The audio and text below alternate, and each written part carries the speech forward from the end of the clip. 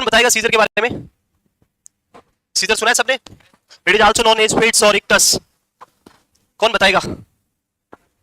Definition नहीं पूछूंगा मैं, कुछ और बात करेंगे सीजर के बारे में। जानते हो सीजर? ओके पता नहीं अभी भी क्या लिख रहे हैं, अभी कुछ स्टार्ट ही नहीं किया है।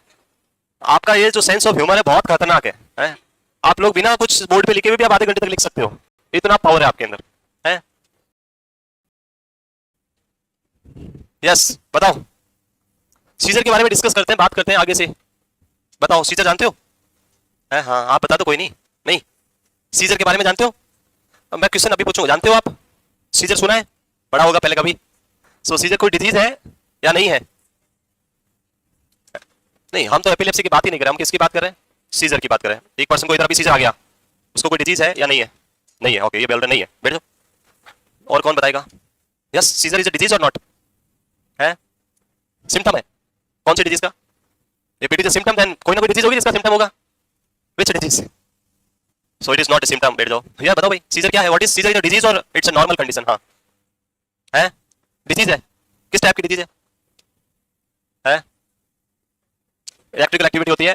ओके लाइक आपने किसी पर्सन को एक ड्रग दिया और ड्रग देने के बाद उसको सीजर आने लगे, उसको डिजीज हो गया, सीजर डिजीज। देन फिर आपका स्टेटमेंट तो ये था सीजर डिजीज। हाँ इधर वाले भी थोड़ा पूछ लें, क्या राय आप लोगों की? क्या है भाई सीजर? हाँ साइन है किसका? उसके सिम्टम में सीजर आएगा?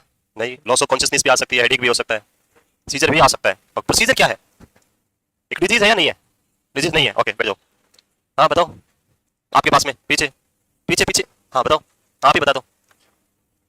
एबनॉर्मल, वो तो इसका डेफिनेशन आप बोलने की कोशिश करो। It's electrical abnormal activity in the brain which lead to jerky movement और मे और मे नॉट, वो जो हम पढ़ेंगे अभी। तो सीजर इज अ डिजीज और इट्स अ नॉर्मल कंडीशन है? It's not a disease, it's a normal condition. फिर क्या है? सो हो गया खान साहब, अब मेरा कैपेसिटी खत्म हो गया, इतना ही पूछ सकता हूं मैं। चलिए खान साहब आगे, हो गया seizure. So seizure is not a disease. Seizure किसी तरह का कोई भी डिजीज नहीं है। We can say it's a protective sign for your body. आपकी बॉडी को प्रोटेक्ट करने के लिए एक साइन है। बहुत सारी ऐसी सिचुएशंस हम डिस्कस करेंगे यहाँ पे जिसके अंदर सीजर, जैसे इधर इन्होंने बोला साइन है, या फिर मैंने एग्जांपल दिया ड्रग की वजह से, तो किसी भी वजह से पर्सन की बॉडी में क्या हो सकता है?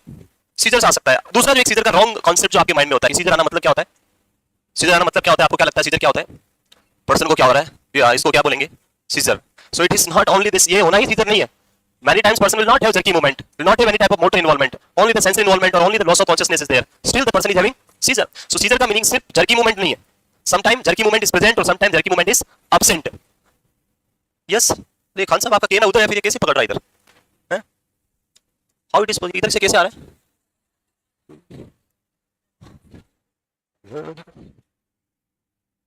अरे ऑनलाइन वालों को तो स्टार्ट नहीं किया आपने? खान साहब देखो कैमरा तो कुछ कर ही नहीं रहा है, आ रहा है पर कर इधर कुछ नहीं रहा है। इसको सही करो पहले। वो तो इधर वाले तो मेरे को पढ़ लेंगे, पर इसको ऑनलाइन वालों को दिखाओ। कहाँ? ये तो कैमरा तो इधर दिखाया तो भी आ ही नहीं रहा उधर। अभी किया मैंने सामने, मैं तो आ ही नहीं रहा हूँ ना। देखो कैमरे के सामने मैं आ रहा हूँ तो मैं कहूँ मेरा भी तो आना चाहिए ना।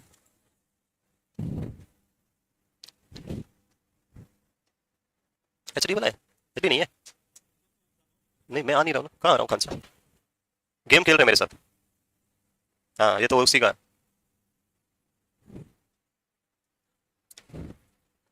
ओके स्टार्ट करें। Seizure, so basically the disease जिसकी हम बात करेंगे, that the disease is known as epilepsy. Epilepsy is a disease, seizure is not a disease. When person is having jerky movement और लॉस ऑफ कॉन्शियसनेस और जो भी हम टाइप्स हम पढ़ेंगे यहाँ पे, उनमें से कोई भी अटैक होता है and if it is only for one time attack, तो वो डिजीज नहीं है। That is a normal response है किसी न किसी एबनॉर्मल मेटाबॉलिज्म एक्टिविटी और any other toxic condition in the brain, उसका एक रेस्पॉन्स है। It's a response for that condition. But अगर ये रिकरेंट और रिपीटेटिवली अटैक होता है, if it is present for recurrent और repetitive time in the body, that is known as epilepsy and that epilepsy is a disease. Seizure is not a disease. तो start करें। ये नहीं चला, कुछ प्रॉब्लम है? मैंने गाना पड़ेगा है? उधर भी नहीं चल रहा है। अरे मैं सोचा आधा घंटा ज्यादा है तो खत्म हो जाएगा, तो है आना पड़ेगा मुझे। वेरी गुड, मैं जा सकता हूँ यहाँ से? Thank you thank you. लाओ देखते हैं मोबाइल से। इसमें तो लाइट बेकार है। Special type of cell which is known, start करें। सीजर अफेक्ट्स और ictus, basically in our brain we have a special type of cell which is known as neuron and we discuss about the various characteristics of neuron and इसमें हमने एक specific characteristics पढ़ी थी, that is known as excitability. सुना है?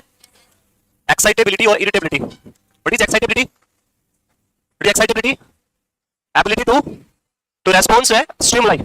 Neuron has an ability to respond and stimuli. कोई भी आप स्टिमुलाई प्रोवाइड करेंगे तो उसके अगेंस्ट ये क्या करेगा, रेस्पॉन्स प्रोवाइड करेगा. सो उसी को हम बोलते हैं एक्साइटेबिलिटी. मींस ये जनरेट कर सकता है इलेक्ट्रिक जो शॉक है या इलेक्ट्रिक इंपल्सेस है वो क्या कर सकता है, ये जनरेट कर सकता है. सो नॉर्मली ये नॉर्मल अमाउंट में इंपल्सेस जनरेट कर रहा है, उसकी वजह से नॉर्मल एक्टिविटी जो है वो लाइफ में डेली बेसिस लाइफ में कंप्लीट हो रही है.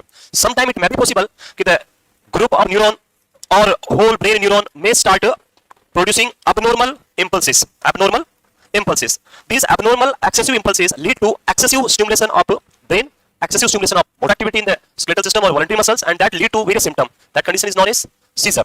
And if this condition present recurrently, repetitively in the body, that is known as epilepsy. So what is seizure? Definition is a seizure is a sudden uncontrolled electrical disturbance in the brain that can cause changes in the behavior, movements, feelings, and level of consciousness. So ये sudden abnormal electrical activity present होना brain के अंदर, उससे various symptoms आना, that is known as seizures. Seizures is also known as fits, और ये word आपको रखना है, it is also known as ictus. It is not a disorder, it is a protective sign of body. So in simple word what is seizure, answer should be when brain is firing excessively abnormally that lead to seizure. देखा scissor वाला patient सबने, फिर क्या किया, reel बनाया, reels बनाया नहीं. So exam में ये सिनेरियो बनाते हैं आपके लिए, एग्जाम वाले यही पूछते हैं आपसे कि आप एक सीजर वाला पेशेंट देखते हैं या आपके पास एक सीजर का पेशेंट एडमिट है, उसको सीजर आ रहा है, आप क्या करोगे. हम रील्स बना के इंस्टाग्राम पे अपलोड करेंगे, हैं क्या करोगे. वेरी गुड, देखेंगे बहुत सारी कंडीशंस पे डिपेंड होगा, प्री फेज और इंट्रा फेज और पोस्ट फेज सारी बात हम करेंगे. सो सीजर क्या है, क्लियर है. अब ये एबनॉर्मल स्टिमुलेशन जो हो रहा है ब्रेन का, इसके होने के बहुत सारे रीजन हो सकते हैं. There are multiple factor which lead to abnormal stimulation of brain, like due to some toxic activity in the brain due to the drug induced. बहुत सारी कुछ टॉक्सिक ड्रग ले ली पर्सन ने, लाइक अल्कोहल, बहुत सारा ड्रिंक कर लिया या अल्कोहल विड्रॉल सिम्टम आ रहे हैं. अदर एक्टिविटीज में कोई टॉक्सिक केमिकल, टॉक्सिक फूड खा लिया, ब्रेन तक रीच हो गया, या अदर लाइक ब्रेन ट्यूमर है, आईसीपी बहुत ज्यादा इंक्रीज हो गया है. ये मल्टीपल कंडीशंस जो सीजर प्रोड्यूस कर सकती है. And epilepsy is also a cause for this seizure. अगर किसी को एपिलेप्सी डिजीज है तो उसे भी क्या हो सकता है, रिकरेंट क्या आएंगे, सीजर आएंगे. It is not a disorder, it is a protective sign of body. ठीक लिया, मूव करें. मैंने बोला था कोई भी डाउट्स है प्रीवियस लेक्चर्स में तो आप पढ़ के आएंगे, पूछेंगे, टाइम मिला होगा ना, हैं. और हम तो मिर्ची बड़े खाने में ही रह गए कल, तो टाइम कहाँ मिलेगा, है. बारिश हो रही थी, हम घूम रहे थे, कहाँ टाइम था. यस, मैं बोला था जोधपुर की सड़कों पे घूमना बिल्कुल मना है. यह जोधपुर की सड़कें बहुत डेंजरस होती है, पता नहीं कब कहाँ से आपको ले जाएगी नीचे, ऐसे खींच देती है अंदर, पता ही नहीं चलता है कहाँ का सीवरेज कब अंदर जाएगा, कुछ पता नहीं यहाँ पे. तो इसीलिए घर में रहें, सेफ रहे जब तक नर्सिंग ऑफिसर नहीं बन जाए. बाद में आराम से गाड़ी में घूमना, गाड़ी नहीं जाएगी पूरी, हम तो जा सकते हैं इससे. यस, लिख लिया. नेक्स्ट एपिलेप्सी, अभी बताया. What is epilepsy? So epilepsy is a disease, is a disorder, and when person is having recurrent attack of seizure, that is known as epilepsy. Epilepsy is a neurological disorder characterized by recurrent unprovoked यानी without any reason, बिना कारण के, unprovoked यानी बिना किसी, without any reason person is having seizure, recurrent seizure, that is known as epilepsy. So epilepsy जो disease है, it is okay. एक और क्वेश्चन आपके लिए, epilepsy is curable or not curable? Epilepsy is curable और नॉट क्यूरेबल? क्यूरेबल है, not curable आते हुए भी नहीं सर नहीं है. फिर जिसको एपिलेप्सी होती है वो ठीक ही नहीं होता, रोज सीधे ही आते हैं उसको, है. क्या है एपिलेप्सी, क्यूरेबल और नॉट क्यूरेबल? सो इसका क्वेश्चन एग्जाम में आता है जब हम when the drug of choice for epilepsy is phenytoin, जो हम यूज करते हैं, अभी पढ़ाऊंगा मैं आगे phenytoin. When you are giving phenytoin and patient missed dose of phenytoin, then what is the nursing consideration or what may be the complication present in the patient? The patient missed the dose of phenytoin. Phenytoin should take patient every day in a fixed time with exact dose, exact brand, everything should be same. So क्यों लेना है? अगर miss कर दिया तो क्या complication, what is the complication? So उसको क्या हो सकता है, सीजर आ सकता है वापस. It means epilepsy is not curable. The drug only suppress the seizure. Drug does not cure the seizure, it just suppress the seizure. जब तक ड्रग का बॉडी में इफेक्ट रहेगा, person will not have seizure. जैसे ही drug का effect end हुआ, when the effect of the drug is ended in the body, the person will have again tendency to develop seizure. That's why the drug is given every day to the patient. जो epilepsy की drug देते हैं, अरे phenytoin का बोतल नहीं देगा 100, बाकी सारी टेबलेट 10 या 15 या 20 टेबलेट्स का स्ट्रिप आता है. फेनिटोइन का बोतल आता है 100 टेबलेट का, बिकॉज़ वो लाइफ टाइम चलेगा और रोज रोज तो खरीद नहीं सकते, तो पूरा बोतल बनाते हैं. वो बोतल इसीलिए होता है क्योंकि आपके पर्सन को ड्रग लाइफ टाइम तक पूरी फिक्स टाइम पे लेनी होती है. सो it is not curable, it is a disease which suppressed by the drug but not cured by a drug. What is status epilepticus? So in epilepsy, person will have a recurrent seizure. Recurrent means again and again, बार-बार. In status epilepticus, person is having seizure. In the seizure condition, there will be two conditions. One is person is having seizure and that seizure episode is more than 5 minutes. If the episode of seizure is more than 5 minutes, this is the first condition. Normally, seizure episode for 1 to 2 minutes only. After that, person will again regain the consciousness and everything is normal, that is seizure only. And ये episode जब दिन में 2 बार 4 बार 10 बार आ जाता है तो उसको हम बोलते हैं epilepsy. In status epilepticus, person is having seizure and the episode of seizure is more than 5 minutes, or sometime the episode is not more than 5 minutes, but like patient को seizure आया 1 से 2 मिनट तक seizure था. seizure के बाद जब recovery हो जाती है तो पेशेंट का कॉन्शियसनेस क्या हो जाता है? लॉस ऑफ कॉन्शियसनेस आपको देखने को मिलेगा. लॉस ऑफ कॉन्शियसनेस के बाद कुछ टाइम के बाद वापस क्या होगा? जो कॉन्शियसनेस लॉस हुई थी वो रीगेन होगी, पेशेंट फिर से क्या हो जाएगा? कॉन्शियस हो जाएगा. So before gaining the consciousness, person is having seizure. After ending the seizure, person lost the consciousness. Before gaining this consciousness, person will start the next episode of seizure. Again यहां भी loss of consciousness होगा. वापस gain करने से पहले फिर क्या आ जाएगा? सीजर आ जाएगा. इट मींस यहां पे duration of seizure is not more than 5 minutes, but the loss of consciousness is maybe more than 5 minute और maybe more than 10 minutes और 20 मिनट. कंटीन्यूअसली आ रहा है, सीजर आ रहा है without gaining the consciousness. So these two condition known as status epilepticus. Status epilepticus. Clear? Yes. If the episode of seizure is more than 5 minutes, this is the first condition. Or seizure which is present recurrently but person does not gain the consciousness in between 2 episodes of seizure. Person continuously unconscious ही रहेगा, तो वो क्या होगा? Status epilepticus. So status epilepticus is a medical emergency. It is emergency because person is having seizure for more than 5 minutes, which is characterized by a seizure that lasts longer than 5 minutes, or when seizure occur close together, एक दूसरे के साथ में, close together दोनों episode के साथ में, without the person regain full consciousness in between. This is known as status epilepticus. Clear है? इसका मीनिंग समझ आ रहा है? Either more than 5 minutes single episode or multiple episode is there but person is completely unconscious during all the episode. person regain नहीं हुआ एक भी बार, तो हम उसको क्या बोलेंगे? Status epilepticus. एक person gain the consciousness, like एक बार सीजर आया, नॉर्मल हो गया, फिर वापस सीजर आया, फिर नॉर्मल, फिर सीजर आया, तो इसको हम क्या बोलेंगे? एपिलेप्सी. कॉन्शियसनेस गेन नहीं कर रहा है, कंटीन्यूअस ये अनकॉन्शियस स्टेट में, तो उसको हम क्या बोलेंगे? Status epilepticus.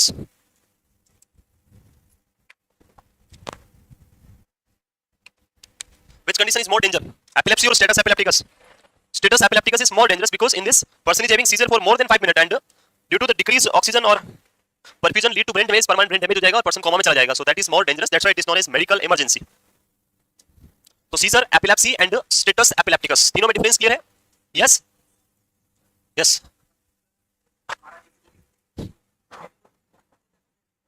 जब हम सीजर की बात करेंगे तो अभी मैं टाइप्स ऑफ सीजर पढ़ाऊंगा. There are 2 types of seizure. One is the generalized seizure and second one is partial seizure. So most of the time when person is having seizure, person lost the consciousness. Specifically in generalized seizure और tonic-clonic seizure जो हम बात करेंगे अभी, grand mal seizure, person episode आपको मिला, जैसे patient को सीजर आया 1 से 2 मिनट का, तो इसमें पर्सन की कॉन्शियसनेस क्या हो जाएगी? लॉस हो जाएगी, loss of consciousness. Person unconscious हो गया. सीजर आया उसके बाद पेशेंट क्या हो गया? अनकॉन्शियस हो गया. नॉर्मली क्या होता है? After few times like 5 minutes और 10 मिनट्स और 20 मिनट्स पर्सन फिर से क्या हो जाता है? नॉर्मल हो जाता है. और नॉर्मल होने के बाद it may be possible patient is having epilepsy, then वापस सीजर आ सकता है. सो नॉर्मल होने के बाद फिर से क्या आ सकता है? सीजर आ सकता है 1 से 2 मिनट का, और फिर क्या होगा? Loss of consciousness. देन उसके बाद वापस क्या होगा? नॉर्मल, फिर वापस क्या आएगा? Seizure. This is known as epilepsy. ये क्या है? एपिलेप्सी. नाउ इस एपिलेप्सी में से हम इस नॉर्मल को हटा दें. पर्सन को सीजर आया, लॉस ऑफ कॉन्शियसनेस हुआ, देन उसके बाद वापस सीजर आ गया कॉन्शियस नहीं होने से पहले, फिर वापस लॉस ऑफ कॉन्शियसनेस, फिर वापस सीजर. यानी पेशेंट को सीजर आ रहा है अलग-अलग एपिसोड्स में, बट पेशेंट कॉन्शियस नहीं हो रहा, वो कंटीन्यूअस क्या है? अनकॉन्शियस है. तो उसको हम क्या बोलेंगे? Status epilepticus. क्लियर? नेक्स्ट लिख ले. पूरा पीपीटी प्रेजेंटेशन ये लिख लिया, हटा दे. Next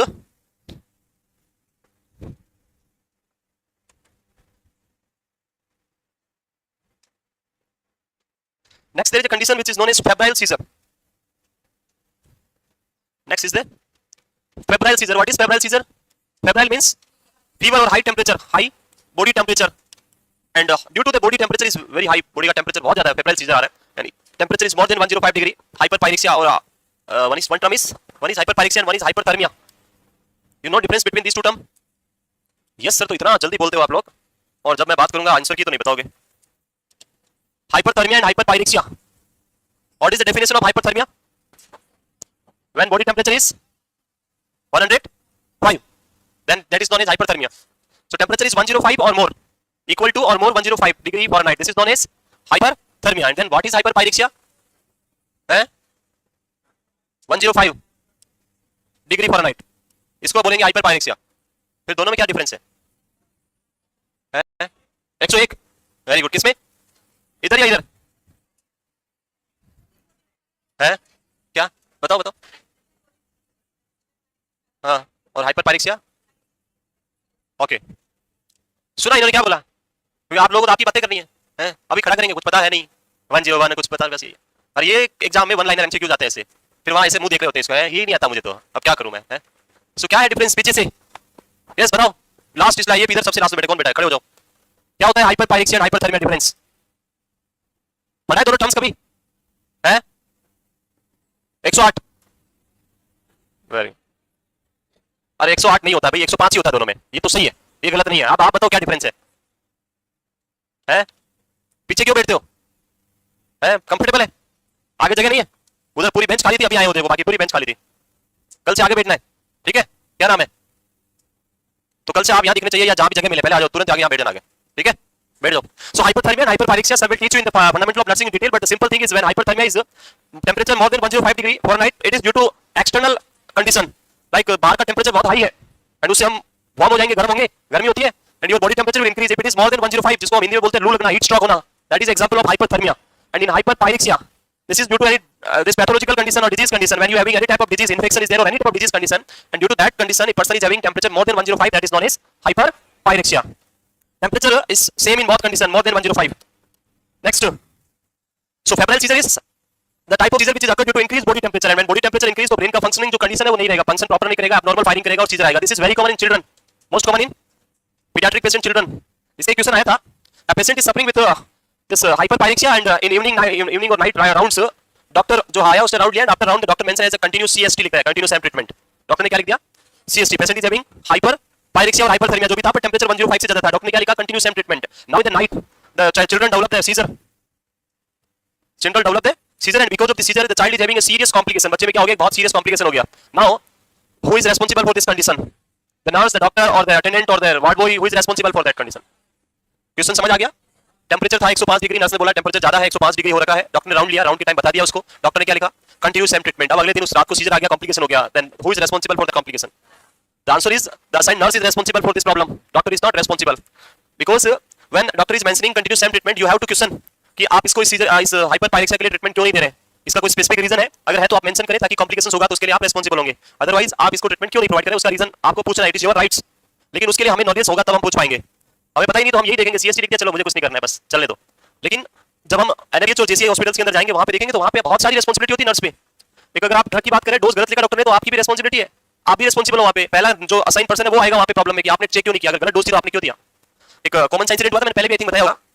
in a hospital where I am working in Delhi, जब मैं वर्किंग करता था तो doctor write order patient is suffering with hyperkalemia and doctor order GI drip and order is give 10 ml of insulin mixed with 100 ml D25% and give in 10 minutes.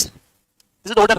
और वो जो hospital था वो एनएबीएच हॉस्पिटल था, वहां पे हर एक चीज को ऑर्डर में लिखना होता था ड्रग चार्ट के अंदर. बिना चार्ट के ड्रग में लिखे हुए हम कभी भी ड्रग नहीं देते थे. So the assigned nurse read the order and give to the same जो लिखा उसके अकॉर्डिंग उसने प्रोवाइड कर दिया.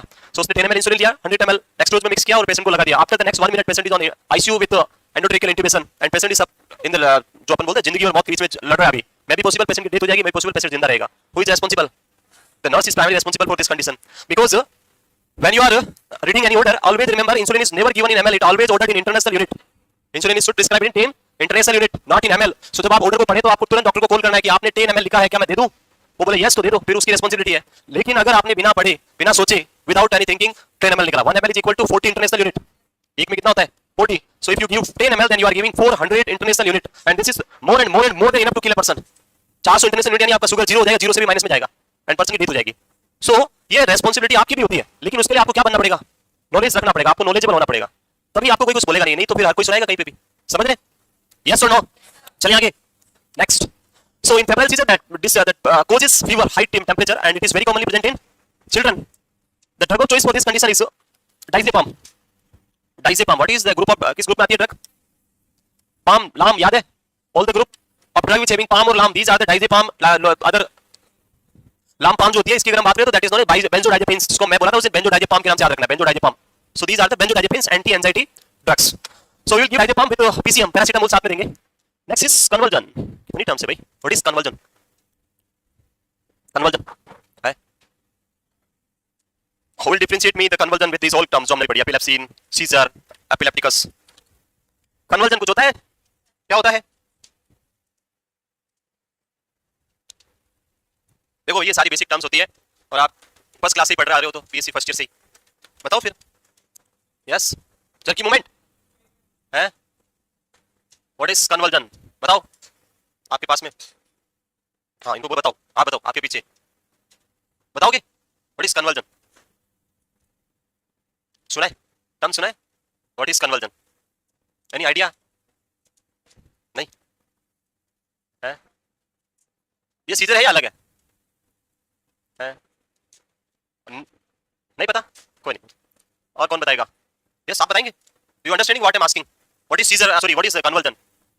है, मेरे को आवाज ही नहीं आएगा मुझे। Yes, involuntary movement that is known as convergence. Okay बैठ जाओ। हाँ यस, कौन बताएगा इधर पीछे? हाँ बताओ, व्हाट इज कन्वर्जन?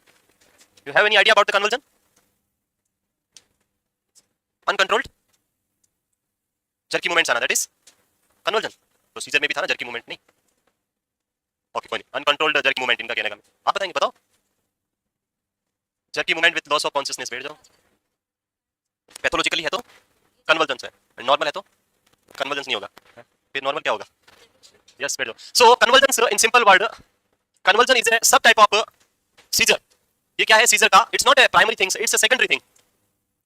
लाइक अभी मैं टीच करूंगा बहुत सारे type of seizure, the multiple type of seizure जो हम पढ़ेंगे यहाँ पे। One is the generalize seizure, second is partial seizure, and generalize में भी हम बहुत सारे पढ़ेंगे, tonic clonic myoclonic absent seizure, different type of seizure. So in some type of seizure convulsion is present और in some type of seizure convulsion is absent. It means convulsion का simple सा meaning है जो इन्होंने बताया था, the simple meaning of convulsion is that is jerky movement और involuntary body movement, that is known as convulsion. In some cases it present और in some cases it absent. Like in tonic clonic scissor it is the primary things. Tonic clonic seizure में tonic phase and then clonic phase. In clonic phase person will have conversion, that is jerky movement. So jerky movement present hona, that is known as conversion. So what is conversion? Answer is conversion are a specific type of seizure that involve sudden uncontrollable and violent muscle contraction, that is known as conversion. This can the body to shake or jerk rapidly, बहुत fastly क्या करेगा? Jerky movement करेगा, that is conversion. तो जैसे tonic clonic seizure में conversion present रहेंगे, but when we are discussing about the absent seizure, in absent seizure conversion is absent because in absent seizure no body movement नहीं होता है। वहां पे सिर्फ पर्सन क्या कर रहा होता है? वैकेंट स्पेस में बैठ के स्टारिंग ऐसे कर रहा होता है, उसको सीजर आ रहा है बट बॉडी में कोई मूवमेंट नहीं हो रहा है। सो दैट इज एब्सेंट सीजर, अभी पढ़ेंगे हम आगे। तो क्लियर, ये चार टर्म्स हमने पढ़ी। One is seizure, second one is epilepsy, third one is status epilepticus and fourth one is conversion. And I hope you have an clear cut concept about this four terms. Clear है? Next,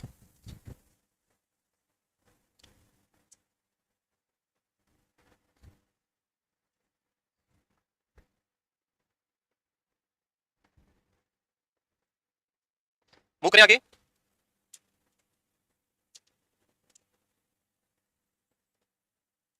अरे लिख लिया? So these are the terms जो हम यहाँ पे use कर सकते हैं सीजर्स या इक्टस के अंदर। Next one is the cause. Cause नहीं लिखा? Cause of seizure, yes, any type of condition which decrease the oxygen supply in the brain, glucose supply in the brain or alter the function of neuron that lead to seizure. यहाँ पे बहुत सारी condition हम पढ़ेंगे one by one.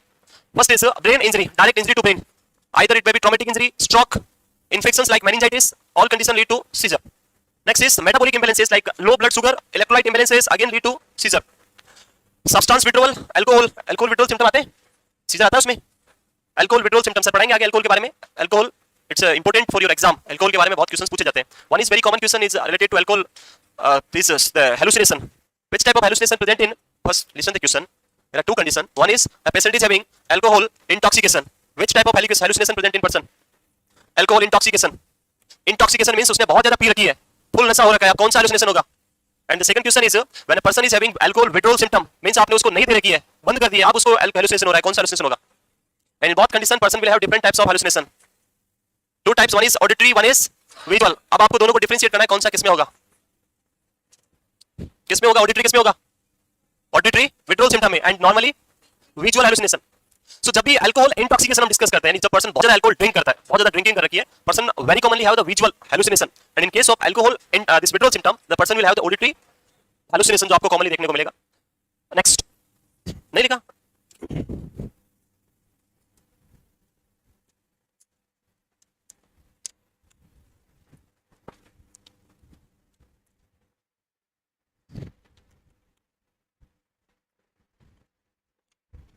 वो करें।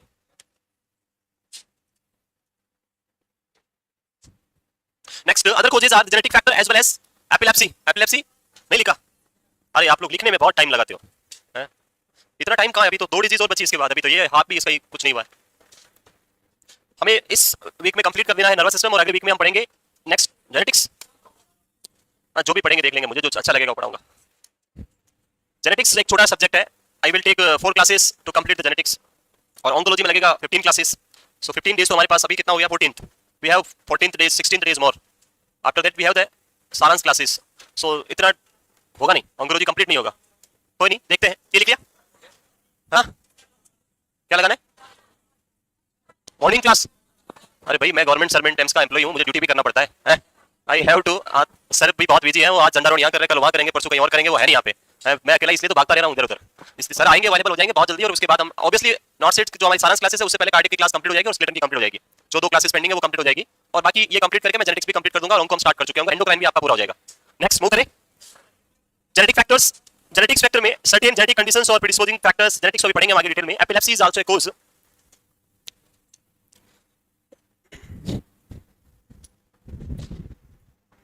सारे teachers जो है वो अवेलेबल नहीं हो पाते मॉर्निंग में, बहुत सारा बर्डन है ड्यूटी के बाद क्लास लेना। लाइक हमारे साथ एक स्टूडेंट है जो हमारे एम्स कॉलेज से हैं और वो हमारे साथ फ्रीक्वेंटली वहाँ पे आते रहते हैं और इनको पता है क्या शेड्यूल रहता है। तो जब स्क्रब होते हैं तो फिर पूरा स्क्रब ही होता है, 2 बजे फ्री होते हैं, फिर 3 बजे यहाँ से वापस, और फिर 7:30 बजे तक यहाँ पे आप लोग नहीं चले जाते हैं, उसके बाद हम जाते हैं और घर पहुँचते तब तक 8 बज जाती है, सुबह 7 बजे से लेकर शाम को 8 बजे तक 13 घंटे हो जाते हैं। तो इसीलिए मॉर्निंग में भी लगाएंगे क्लासेस, जब कुछ आएगा सर का चांस मिलेगा तब, या फिर हम जब ऑफ या लीव पर रहेंगे तब आपकी मॉर्निंग क्लासेस भी कंडक्ट करेंगे। ये लिख लिया। नेक्स्ट स्टेज ऑफ सीजर, कितनी स्टेज होती है? सो स्टेज की बात करें, 3 स्टेज ऑफ सीजर जो हम बात करेंगे यहाँ पे। सो this is the seizure, 1 stage is before the seizure and 1 stage is after the seizure and 1 is during the seizure. So these are the 3 stages, before, during and after. We know that seizure is also known as ictus. That's why this during stage of seizure is known as ictal phase. It is known as ictal phase. It is the seizure phase. The stage which is present before the seizure is known as pre-ictal stage. Pre-ictal, and the stage which is present after the seizure is known as post-ictal stage. ये simple सा याद रखने का तरीका। ictus या ictal stage जो during seizure है, before seizure is pre-ictal, after seizure is post-ictal. Pre-ictal phase, it is sometime also known as aura phase. Also known as aura. Aura phase specifically present with a special type of hallucination, and that hallucination is olfactory hallucination. Now a patient is suffering with epilepsy. Patient non case of epilepsy है, hospital में admit होता है. So person is having a tendency to seizure any time. कभी भी उसको क्या आ सकता है? सीजर आ सकता है. Now जब भी सीजर आएगा, मोस्टली द टॉनिक सीजर या फिर हम पार्शियल सीजर बात करें, तो most of the time person will have an aura और preclinical phase. In aura phase person क्या होगा, उसको hallucination which is olfactory hallucination, smell आना उसको। तो पर्सन आपको आके बोलेगा या आसपास वालों को बोलेगा मुझे कुछ बदबू आ रही है, I am having a bad smell. आप उसको कंफर्म करें कि रियल में बैड स्मेल है या ऐसे ही बोला है। अगर रियल में हो रही है तो उसको सफाई कराएं, एंड अगर बैड स्मेल नहीं है लेकिन पर्सन को लग रहा है कि आ रही, मतलब पेशेंट को क्या हो रहा है, ओरा फेज है, it's hallucination and person is in aura phase, and आपकी रिस्पांसिबिलिटी स्टार्ट हो जाती है। So in aura phase olfactory hallucination is very common and your responsibility is you take the patient to the safe place first. अगर patient bed में है तो okay, सुला दो उसको। ये patient is in walking state, move कर रहा है, इधर चल रहा है, फिर बोल रहा है, तो उसको तुरंत कहां लेके जाना है, immediately take to the bed, लेटा दे, साइड रेल्स अप कर दे। Next thing is during seizure this jaw is tightly closed, and the close का जो फोर्स होता है इतना होता है कि आप कुछ भी कर ले ओपन नहीं होगा, टूट जाएगा पर मैंडिबल पर ओपन नहीं होगा, मैक्सिला मैंडिबल फ्रैक्चर हो जाएगा। सो अगर टंग इन दोनों के बीच में आ गया, tongue is between upper and lower, जो आपका बीच में आ गया, तो टंग क्या हो जाएगी, कट हो जाएगी, बाइट हो जाएगा। This is very common complication during seizure. So for the prevention of this complication you can provide और you can apply mouth gag. Mouth gag, ये क्वेश्चन आता है एग्जाम में कि पेशेंट को माउथ गेग या फिर बाइट ब्लॉक जो आता है रबर का, बाइट ब्लॉक, बाइट ब्लॉक, ये कौन सी फेज में आपको अप्लाई करना है, in which phase you apply the bite block और mouth gag? The answer should be in the aura phase only. During seizure never try to apply the mouth gag और bite block, otherwise person will have fracture in maxilla और mandible and person have other complication, वो दूसरा complication आपने कर दिया। So during seizure कभी apply नहीं करना है, after seizure not required. Required नहीं है, बाद में तो टंग बाइट होगा नहीं। सो ये कब अप्लाई करना है? आंसर इज प्री इक्टल और ओरा फेज। पहला क्या है, सेफ प्लेस पे लेके जाना है, अगर वॉकिंग स्टेट में है तो, अगर बेड पे है तो कोई इशू है नहीं, और क्या अप्लाई कर दो, mouth gag. During seizure, seizure phase की बात करें और इक्टल फेज की बात करें, तो इन दिस फेज आपका कोई भी intervention, your any intervention doesn't work, कुछ भी इंटरवेंशन आप करोगे काम नहीं करेगा। Person will have the seizure और वो सीजर होगा और कंप्लीट होते तक आपको वेट करना होगा, आपका कोई भी एक्शन वहां पे इंप्लीमेंट नहीं होगा। लाइक ऑक्सीजन, आप मास्क अप्लाई करेंगे पर bronchoconstriction is very severe bronchoconstriction and oxygen will not move inside the patient body, person सांस ही नहीं लेगा, ब्रीथ ही नहीं करेगा, ऑक्सीजन अंदर जाएगा नहीं।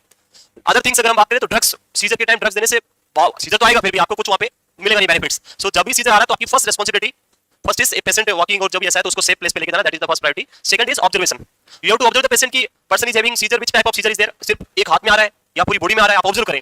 Patient is having loss of consciousness और नॉट, पेशेंट को सीजर का ड्यूरेशन कितना था, कितने टाइम तक आया, if it is more than 5 minutes then we will say it is status epilepticus, if it is less than तो उससे हम आइडेंटिफिकेशन, तो ये सारा डॉक्टर आपसे पूछेगा आते सीजर कौन से टाइप का था, आप बोलोगे ऐसे ऐसे था, पता नहीं, बाकी तो मुझे क्या पता इससे हो रहा था। तो भाई वहां पे एज ए नर्स आपका रोल है, you have to observe the patient clearly and mention this whole thing in the patient file. तो आपको क्या करना है, observation and safety.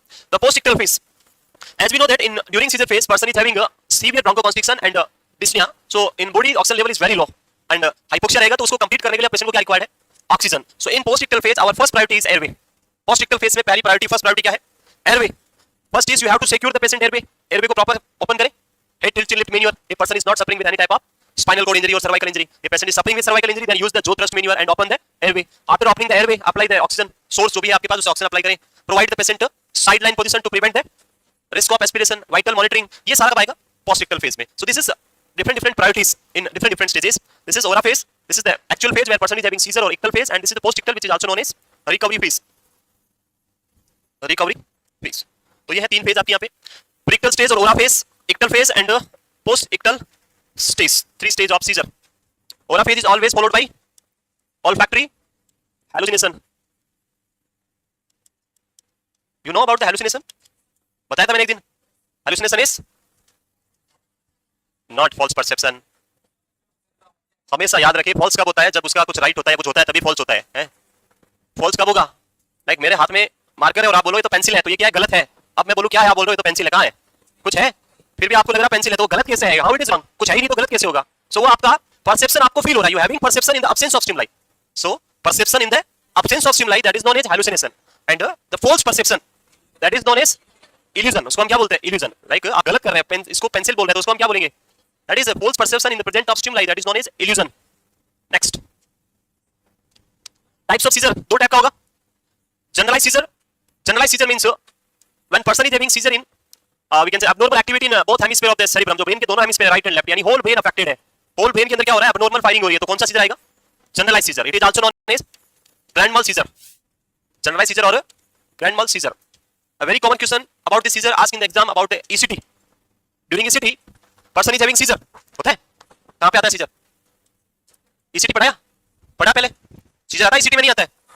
Like one question जो प्रीवियसली ECT जो है हमारे पास माइनॉरिटी हुआ करता था जब हम दूसरी फ्लोर पे थे, और वहां पे ECT हम ही करवाते थे. तो एक डॉक्टर ने बोला कि पेशेंट को मैं 100 लगा रहा हूं, आप इसके हाथ और पैर पकड़ के रखना. क्या करो? इसके पैर, एक को बोला पैर पकड़ो, एक को बोला हाथ पकड़ो. सो क्या करना चाहिए आपके according? Should you hold the limb of the patient और नॉट? बट मैंने होल्ड कर दिया और वार्ड बॉय भाग गया. क्या हुआ होगा आगे? क्या हुआ होगा बताओ? कुछ हुआ? नहीं, इधर ही हो अभी भी, मतलब कुछ नहीं हुआ. सो there are different types of conditions. One condition when you are giving this defib में shock provide कर रहे हैं. In that condition you are providing a high energy shock. Joule में हम देते हैं वहाँ पे, और the monophagic having 360 joule and in biphasic we use 200 joule. जानते हो monophagic biphasic? ठीक है, नहीं तो कार्डिक में पढ़ा दिया होगा सर ने. So जब हम जूल पे shock दे रहे हैं तो वो बहुत high energy के साथ shock है, and that high energy shock will not absorb, totally not absorb by the cell. The neuron will conduct that current from this body to, अगर दूसरे पर्सन ने उसको पकड़ रखा तो उसकी बॉडी में ट्रांसफर कर देंगे, and that's why you have shock when you are providing shock to the patient with defib. आपको करंट लगेगा, and इसीलिए before putting before delivering the shock you announce 3 things. I clear, you clear, all clear. और नहीं सुने तो फिर लगा दो. उसके बाद उसकी गलती है, हमारी गलती नहीं. सो ये इट इज नेसेसरी. जब भी हम अमेरिकन हार्ट एसोसिएशन का जब हम गाइडलाइंस पढ़ते हैं और सीपीआर पढ़ते हैं, तो डीफेब का एक रूल्स है, before giving shock to the patient you announce 3 time I clear, you clear, all clear, I clear, you clear, all clear, and I clear, you clear and all clear. Then but बहुत जल्दी करना, time नहीं होता है. फिर नहीं छोड़ रहा है तो पकड़ लेना, उसको लगने दो एक बार, उसको समझ में आ जाएगा. बट जब हम ईसीटी की बात करते हैं, ईसीटी द करंट जो हम प्रोवाइड करते हैं that is very low. The current कितना देते हैं ईसीटी में? है so the shock which is delivered during the ECT is 70 to 130 voltage and average is 110. 70 to 130 और एवरेज इज 110. दिस जो करंट आप दे रहे हैं, that amount of current is totally absorb by the body. जिस person को आप दे रहे हैं उसकी बॉडी क्या कर लेती है? पूरा एब्सॉर्ब कर लेती है, and the current is not transfer to the next person. So आप ईसीटी के टाइम पर्सन के हैंड या उसके पैर को क्या कर सकते हैं? पकड़ सकते हैं, कोई प्रॉब्लम नहीं होगा. लेकिन शॉक लगा है जब डीफेब करे तब कभी भी पकड़ना नहीं है. Clear? During ECT when person is having seizure, question आता है कि ड्यूरिंग ईसीटी कौन से टाइप का सीजर होता है, तो आंसर क्या लिखना है?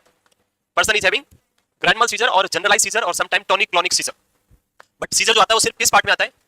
आप लोगों ने आई थिंक ईसीटी नहीं देखा है, ना पढ़ा है, और मैं अभी डिटेल पढ़ाऊंगा तो बहुत टाइम लगेगा. तो आप कहां पढ़ेंगे डिटेल में? साइकियाट्री में पढ़ेंगे. अरे ग्रैंड mal सीजर या जनरलाइज्ड सीजर का मतलब होता है होल बॉडी में सीजर आना. यस, क्या ईसीटी के टाइम पूरी बॉडी में सीजर आता है? यस और नो? नहीं आता है, सिर्फ हाथ में ही आता है. अगर आपने कभी देखा हो तो the seizure is only present in the hand और इन द लिम्ब. जहां पे हमने बीपी कप लगाया उसके नीचे पार्ट में ही आता है, बाकी आता ही नहीं है. Why? Because we given muscle relaxant to the patient. हम पेशेंट को क्या दे देते हैं? Muscle relaxant. जब मसल रिलैक्स हो जाएगी, पैरालाइज हो जाएगी, तो उनमें कॉन्ट्रैक्शन होगा ही नहीं और उससे सीजर नहीं आएगा. बट ब्रेन के अंदर तो आएगा.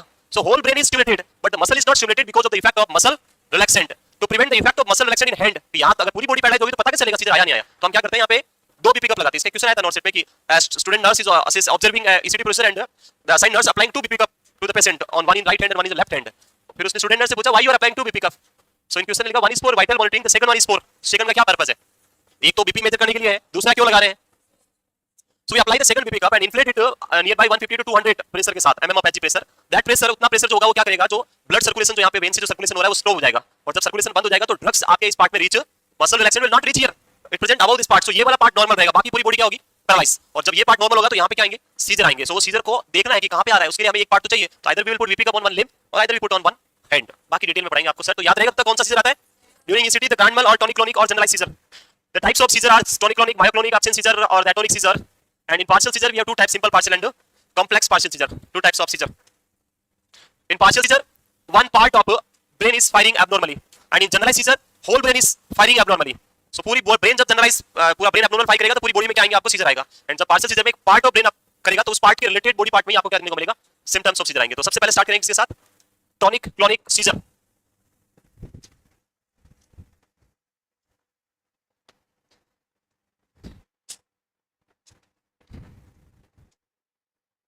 सीटी स्कैन में डाई देते हैं, वो समझाएं sir.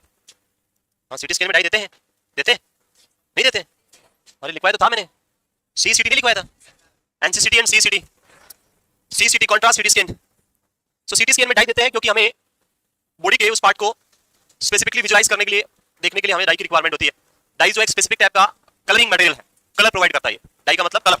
So dye will absorb by abnormal tissue like in case of cancer, the cancer cell will absorb the dye, और एनी टाइप ऑफ बैक्टीरिया और any type of other condition जहां पे हम डाई यूज करते हैं तो वो उसको एब्जॉर्ब कर लेगा. And with the help of CT scan और any type of radiation we detect that thing. तो डाई का मेन पर्पस क्या है? टिश्यू को डिफरेंशिएट करने के लिए, इट्स नॉर्मल और इट्स एब्नॉर्मल. ट्यूमर कहां है उसको आइडेंटिफाई करना है, या थ्रोम्बस कहां बना है, ब्लॉकेज कहां है उसको आइडेंटिफाई करना है. उसके लिए हम क्या दे सकते हैं? डाई दे सकते हैं, डाई प्रोवाइड कर सकते हैं. डाई के साथ कुछ पॉइंट हमने पढ़े थे, वो आपने देखा होगा. पूरा तो पढ़ाना बहुत मुश्किल है, बहुत बड़ा है. डाई देते टाइम ध्यान क्या रखना है, पेशेंट को कौन सी रिपोर्ट साथ में लेके आनी है. So whenever you are giving dye to the patient, two things should confirm with patient. One is the kidney function test report, because dye is completely excreted through the kidney. Second thing is dye is a highly nephrotoxic drug, so you require kidney function test with dye. Second thing, dye contain a specific material which present in your seafood, in iodine or in egg protein. So ये अगर allergy है patient को, अंडे से allergy है, seafood से allergy है, या फिर आयोडीन से एलर्जी है, तो you should confirm with the patient, otherwise patient को एलर्जिक सिम्टम्स आ सकते हैं. तो ये कंफर्म करना है before giving dye. After giving dye, dye देने के बाद में पेशेंट को कुछ specific symptom like blushing because of the vasodilation, face पूरा रेड रेड हो सकता है. मेटालिक टेस्ट और garlic taste will be there, that is also normal finding after giving dye. And after giving the die test होने के बाद में patient को एडवाइस करना है कि you should increase your fluid intake, either oral or either IV, so dye can be excreted as soon as possible from the body. One drug withhold before giving dye, that is metformin. Metformin induce lactic acidosis, to prevent the metformin induced lactic acidosis, and ये सारा detail में हम already पढ़ चुके हैं. Next, generalize और grand mal में first abnormal urine discharge within both hemisphere of the cerebrum, and इसमें tonic clonic seizure. Tonic related to tone. Tone is muscle tone. Muscle tone suddenly increased. Muscle tone क्या हो जाएगी? Suddenly increase हो जाएगी. And जब muscle tone increase होगा, when muscle tone is increase, then person body is very stiff, बहुत stiff body हो जाएगी ऐसे. एंड इसके रिलेटेड हम यहाँ कुछ सिम्टम्स देखेंगे. Person will have specific symptoms like opisthotonus chest. एक स्पेसिफिक प्रेजेंटेशन होती है जिसको हम बोलते हैं ऑपिस्टोटोनस. ऐसे उल्टा पूरा ऐसे हो जाएगा, अभी मैं तो नहीं कर सकता, ऐसे हो जाएगा उल्टा, ऐसा चेस्ट हो जाएगा. हाथ पूरे बंद, क्लेंस्ड फिस्ट, बंद मुट्ठी वाले ऐसे हैंड आपको मिलेंगे पूरी तरह से. सो इसमें देखेंगे अभी पूरा प्रेजेंट रहेगा यहाँ पे. Olfactory hallucination and loss of consciousness will be there in case of tonic clonic seizure. First लिखिए tonic phase and then clonic. Clonic means clonic. Clonic is related to clone. Clone means jerk. Clone means jerk. So person will have jerky movement, sudden stiffness of the muscle followed by jerky movement, that is known as tonic clonic seizure. First is tonic phase, tonic phase, and the second one is clonic phase.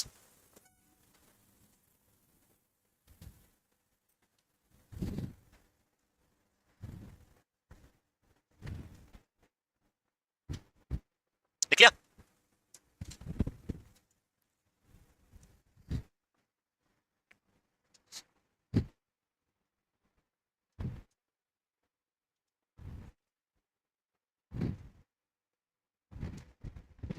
Move करें. Next, the first one is the tonic phase, and the first is duration. So the duration of this phase is approximately nearby 10 to 20 seconds. The person will has suddenly stiffness of the body, muscle tone increase, clenched hand, jaw lock, risk of tongue bite will be there, and opisthotonous chest. यहाँ पे image होगा, I think, हाँ, this ऐसा हो जाएगा. ये clench hand ऐसे बंद पूरी तरह से, जो बंद, एंड पर्सन पूरा ऐसे इस शेप में आ जाएगा. So this phase and indicating which phase? Tonic phase, and it is last for 10 to 20 second. उसके बाद कौन सा स्टार्ट होगा? सेकंड फेज, क्लॉनिक फेज, जहाँ पे जर्की मूवमेंट आना स्टार्ट होगा बॉडी के अंदर.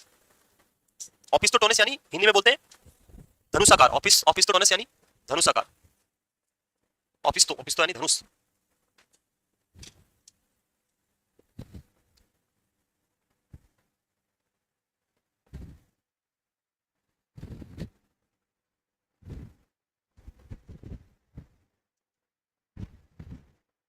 देख लिया?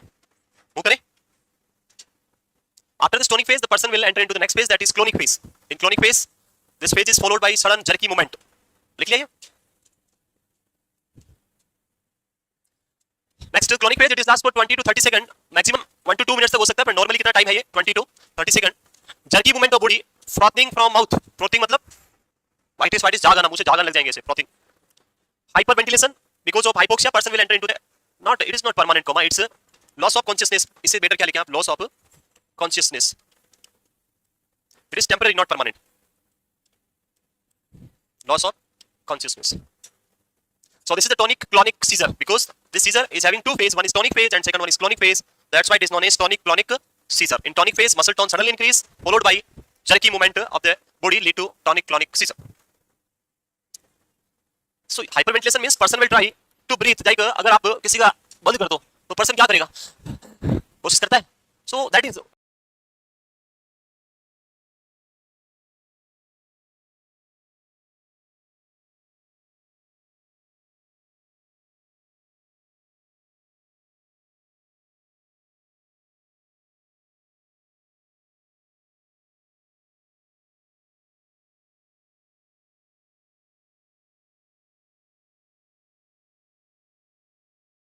that is meaning जो है यहाँ पे hyperventilation means एक normal hyperventilation, एक abnormal hyperventilation. It is abnormal condition. Normally hyperventilation means आप बहुत deep breathe कर रहे हैं, ये तो normally हम कर सकते हैं, but जब आपको किसी ने सांस लेने का रोक दिया, like कोई hang हो जाता है, तो आप देखेंगे फिर वो कोशिश करता है पर ले नहीं पा रहा है. So that type of abnormal hyperventilation. It's a type of abnormal. Person is trying to hyperventilate but not able to hyperventilate.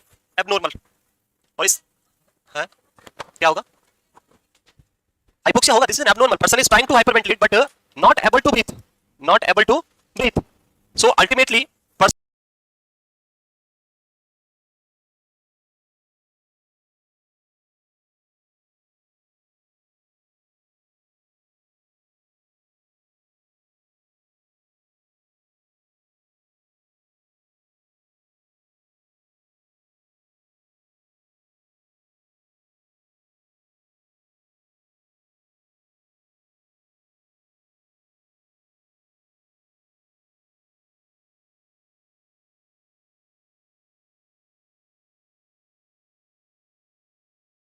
person will undergo hypoxia. यहाँ पे person किस में जाएगा, hypoxia में जाएगा.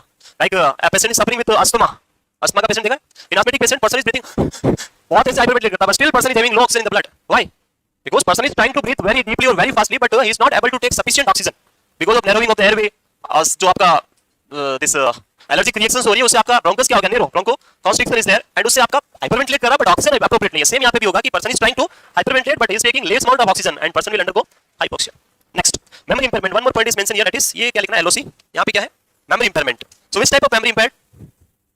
Types of memory तो बताया मैंने, याद है कितने टाइप की होती है, कितने टाइप की, 3 टाइप की. कौन कौन सी हैं?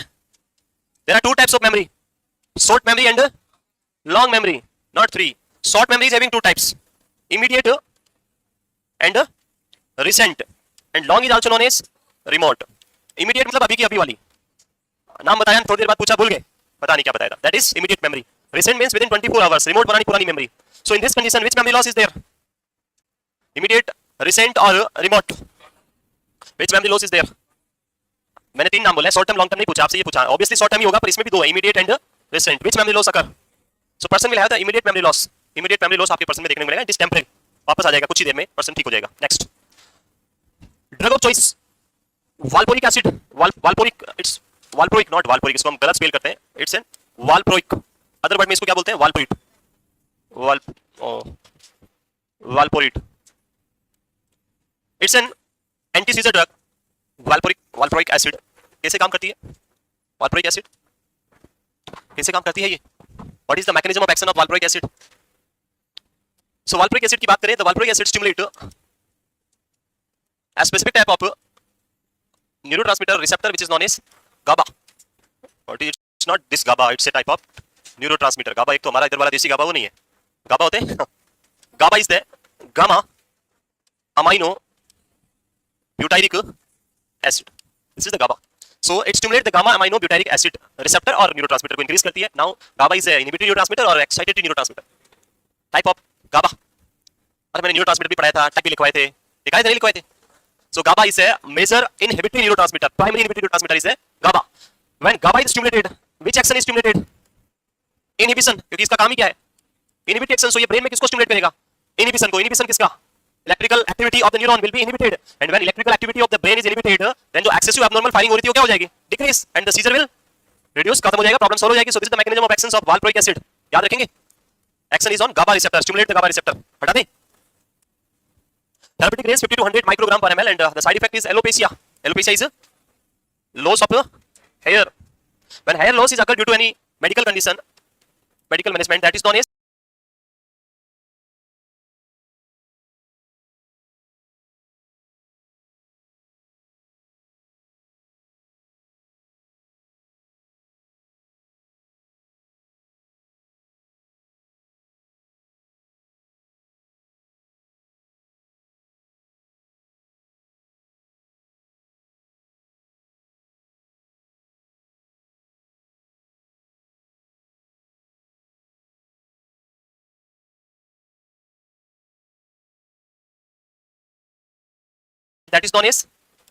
alopecia. And when hair loss is occurred without any medical condition, that is known as, बहुत सारे होते हैं ऐसे बिना हेयर वाले लोग, नहीं होते?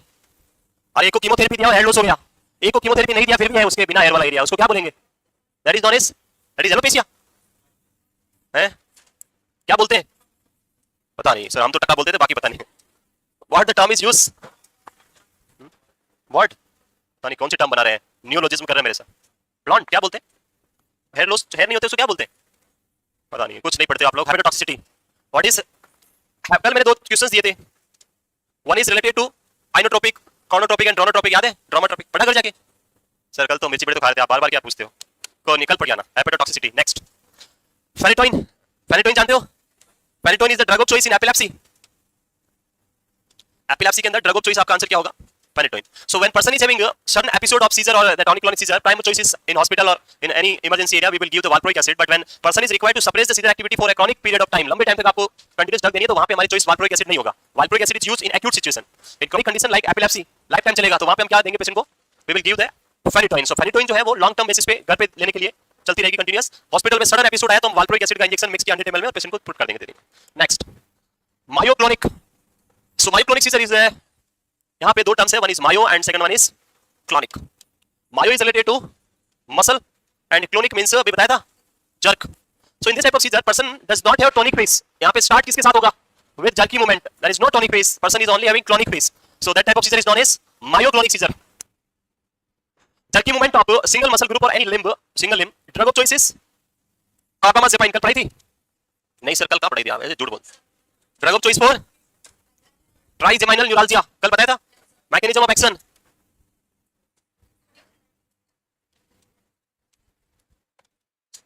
so carbamazepine is a drug which block the sodium, कल बताया sodium channel, and by blocking the sodium channels it decrease the conduction impulse, एक न्यूरॉन से दूसरे न्यूरॉन में ट्रांसमिट नहीं होगा एंड इंपल्स स्लो हो जाएगा, तो जो आपका मूवमेंट था वो क्या हो जाएगा? स्टॉप हो जाएगा और आपका सीजर ठीक हो जाएगा। सो carbamazepine is a drug of choice here in myoclonic seizure and it act, its block, यहाँ पे क्या लिखना है?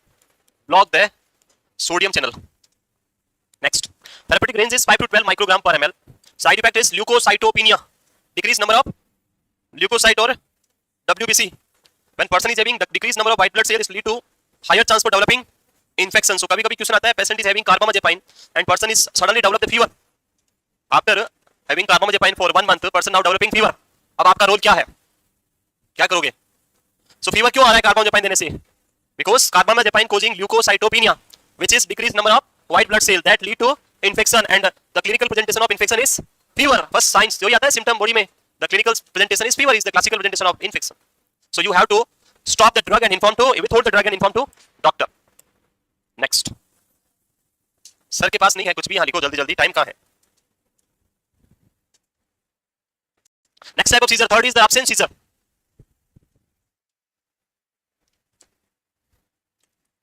मार्क्स देख लिए सबने कल के टेस्ट के? अच्छे आए थे? नहीं आए? अरे अच्छे आए नहीं आए? पता नहीं, आप लोग मार्क्स आते ही सर पता नहीं, देखा ही नहीं हमने तो, वहां नजर ही नहीं गई हमारी तो। अब तो इजी है ना, अब तो डायरेक्ट आ जाता है, मार्क्स चेक हो जाती है, आपको कुछ करना नहीं पड़ता है। Next, atonic seizure. Atonic again two word से मिलकर बना है, a plus tone. A is for absence and tone means tone, muscle tone. So when person is having sudden loss of muscle tone, now अगर मैं खड़ा हूं, I am in standing position and my muscle tone is lost, तो क्या होगा? गिर जाऊंगा, fold down होगा। क्या खड़े हो तो किस वजह से हो? Because of the muscle tone. If muscle tone is lost then person will suddenly fall down, and the most common complication because of fall is head injury. पढ़ाया तो था, person will have an head injury, and if person is having head injury तो it's a major complication, problem हो गया। So this is the seizure, atonic seizure, which is known as most dangerous seizure. कभी-कभी question आता है, which of the following is most dangerous seizure? Answer क्या लिखना है? atonic seizure, and I hope you understand why it is most dangerous. Most dangerous seizure. So first point is the sudden loss of muscle tone lead to falling on ground, and it is the most danger type of seizure. Most danger type of seizure, atonic seizure.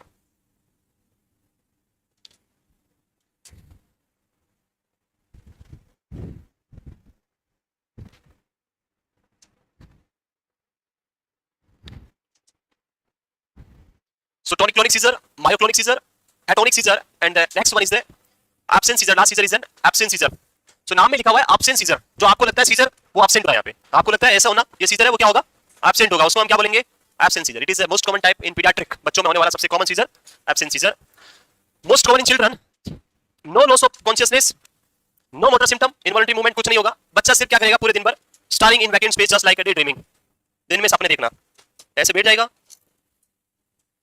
कुछ नहीं हो रहा है. कोई symptom नहीं वो बस ऐसे कर रहा है. And children is having seizure.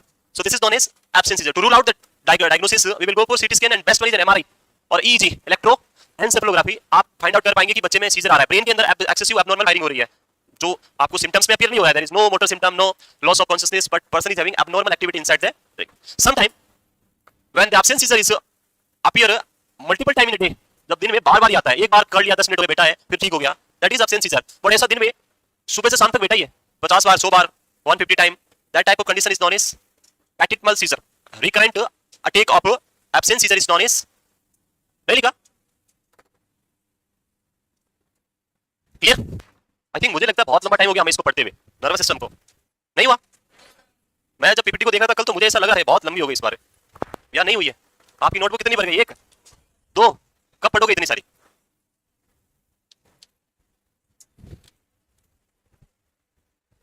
कोई नहीं बस एक नोटबुक और भरेगा स्पाइनल कॉर्ड में बाकी खत्म हो जाएगा. लिख लिया. Next petit mal seizure. A recurrent attack of absent seizure in a day is called petit mal seizure. Drug of choice is ethosuximide in children and valproic acid in adult. Why we are not using valproic acid in adult? In children. Ethosuximide is a drug of choice in children and valproic acid is an pediatric. Adult. Okay, पहले तो बात करते हैं इसका. तो बता दिया मैंने मैकेनिज्म क्या था इसका. It stimulates the GABA भी बताया था. GABA को इंक्रीज करता है. What is the mechanism of action of ethosuximide? कार्बामेजेपाइन का हमने बात किया. सोडियम चैनल ब्लॉकर इसका हमने बात किया. आगे फेनेटोइन भी पढ़ाऊंगा मैं उसके बारे में हम डिस्कस करेंगे.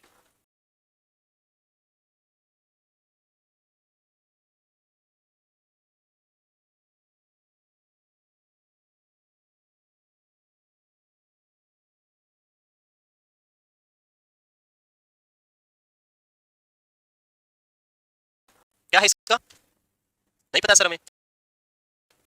The answer is calcium channel. So it block the calcium channel. याद है? Calcium channel which is required for this impulse generation. Impulse activity start करने के लिए कौन चाहिए? Calcium. जब calcium होगा तभी तो calcium dependent synaptic button will release the neurotransmitter and then neurotransmitter open the receptor at postsynaptic membrane and the depolarization process will start. So ये सब start ही नहीं होगा जब calcium नहीं होगा. And ये जब नहीं होगा तो आपकी activity slow हो जाएगी और आपका seizure क्या हो जाएगा? ठीक हो जाएगा. As we know that valproic acid is a highly toxic drug and it can cause multiple toxicity in children. That's why this drug not used in pediatric patient. Ethosuximide is safe drug for pediatric. It will not cause any toxicity in children. Next. So ये हो गया आपके first type के scissor. कौन कौन से? Tonic clonic seizure, myoclonic, atonic and absent seizure. इसके बाद है सेकंड टाइप वो है आपका partial seizure. Some time partial seizure exam में जो पूछते हैं उसमें क्वेश्चन आते हैं. लिख लिया. So these are two hemisphere of the brain. When both hemisphere are stimulated, person will have generalized seizure. Sometime person will have the excessive firing of this area or in this area or maybe here or maybe here. So this type of excessive firing in a specific part of brain or specific area of the brain, this lead to which type of seizure? Answer should be partial seizure. Partial seizure. जो भी part इससे associated होगा, जो भी इससे control हो रहा है, उसमें आपको क्या देखने को मिलेगा? एब्नॉर्मल फंक्शन या एक्टिविटी आपको देखने को मिलेगी. दिस एरिया जो एक्सेसिव एब्नॉर्मल फायरिंग कर रहा है, this is also known as foci. इसको हम क्या बोलते हैं? फोकाई. जानते हो? Foci. And that's why sometime the partial seizure is also known as focal seizure. So कभी-कभी पूछते हैं पार्शियल सीजर नाम ना लिख के क्या लिख देते हैं? Focal seizure. तो partial seizure is also known as focal seizure because a part of brain is abnormal firing and that part of brain is known as a foci. अलग-अलग फोकाईज है. 1 2 3 4. यहां पे जैसे मैंने 4 बनाई तो 4 फोकाई होगी. क्लियर? सो सबसे पहले है it is also known as focal seizure. Next, abnormal neural discharge within the partial area of brain called partial seizure. Complete नहीं होगा, किसी ना किसी एक पार्ट के अंदर ये abnormal firing होगा, उसको हम क्या बोलेंगे? partial seizure. The most common site where this partial seizure occurs, that is temporal lobe. 4 lobe बताई थी हमने, याद है? Lobe of cerebrum, और याद है कि भूल गए? So these are the lobe of cerebrum: frontal, parietal, occipital. So the most common affected site is temporal. जो ये दोनों साइड में आपकी टेम्पोरल, यहाँ पे हाईएस्ट टाइम आपको क्या देखने को मिलता है? पार्शियल सीजर जो है देखने को मिलेगा. Next, aura is always present in partial seizure. Aura भी बताया था, aura followed by olfactory hallucination. दो टाइप पढ़ेंगे इसके, one is the simple partial seizure and second one is the complex partial scissor.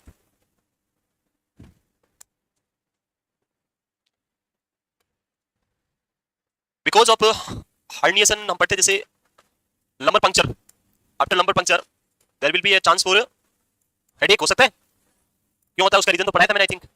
Which lobe of the cerebrum is most commonly having headache in case of lumbar puncture or spinal anesthesia? कहां पे headache सबसे ज्यादा होगा? Occipital, temporal, frontal, parietal. So the most common headache is present in your occipital lobe because of the herniation of this part. ये वाला जो part है, brain stem वाला पार्ट, ये herniate होकर कहां चला जाएगा? नीचे, और उससे सीवियर हेडेक होगा यहाँ पे पीछे वाले पार्ट में. और इसमें सीजर कहां कॉमन आएगा?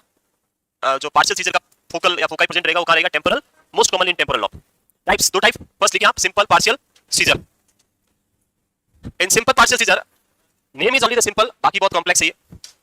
No loss of consciousness, person is always conscious, but motor symptom jerky और twitching movement in specific part of the body like the hand, arm और face.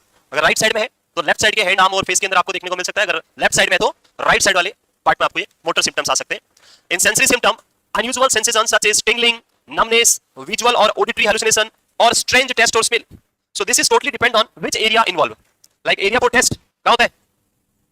Area for taste present in parietal lobe. So if this partial seizure is present in the parietal lobe, then person will have abnormal sense of taste. Smell, area for smell, nose near to temporal, बिल्कुल पास में. So if the seizure is present in the temporal lobe, then person may have abnormal sense of smell, anosmia. Other symptoms are like tingling or numbness or visual. Visual कहाँ पे है? And auditory, temporal. Here is just near to the temporal lobe, so temporal. ये तो सब पढ़ा दी ना. Function of cerebrum नहीं पढ़ाए थे? रह गए हो तो बताओ, वापस पढ़ा देते. नहीं पढ़ाए हो तो आपको लग रहा हो छूट गए सर, आपने बताया नहीं थे.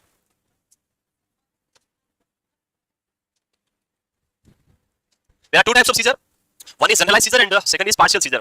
If somebody asks you in which type of seizure aura phase is always present, then in all the cases of partial seizure, person always have the aura phase. But in some type of seizure, in generalized seizure, person will have aura phase, or in some type of seizure, person will not have the aura phase. So in case of tonic-clonic seizure, जो हमने पढ़ा था अभी, person always have the aura phase.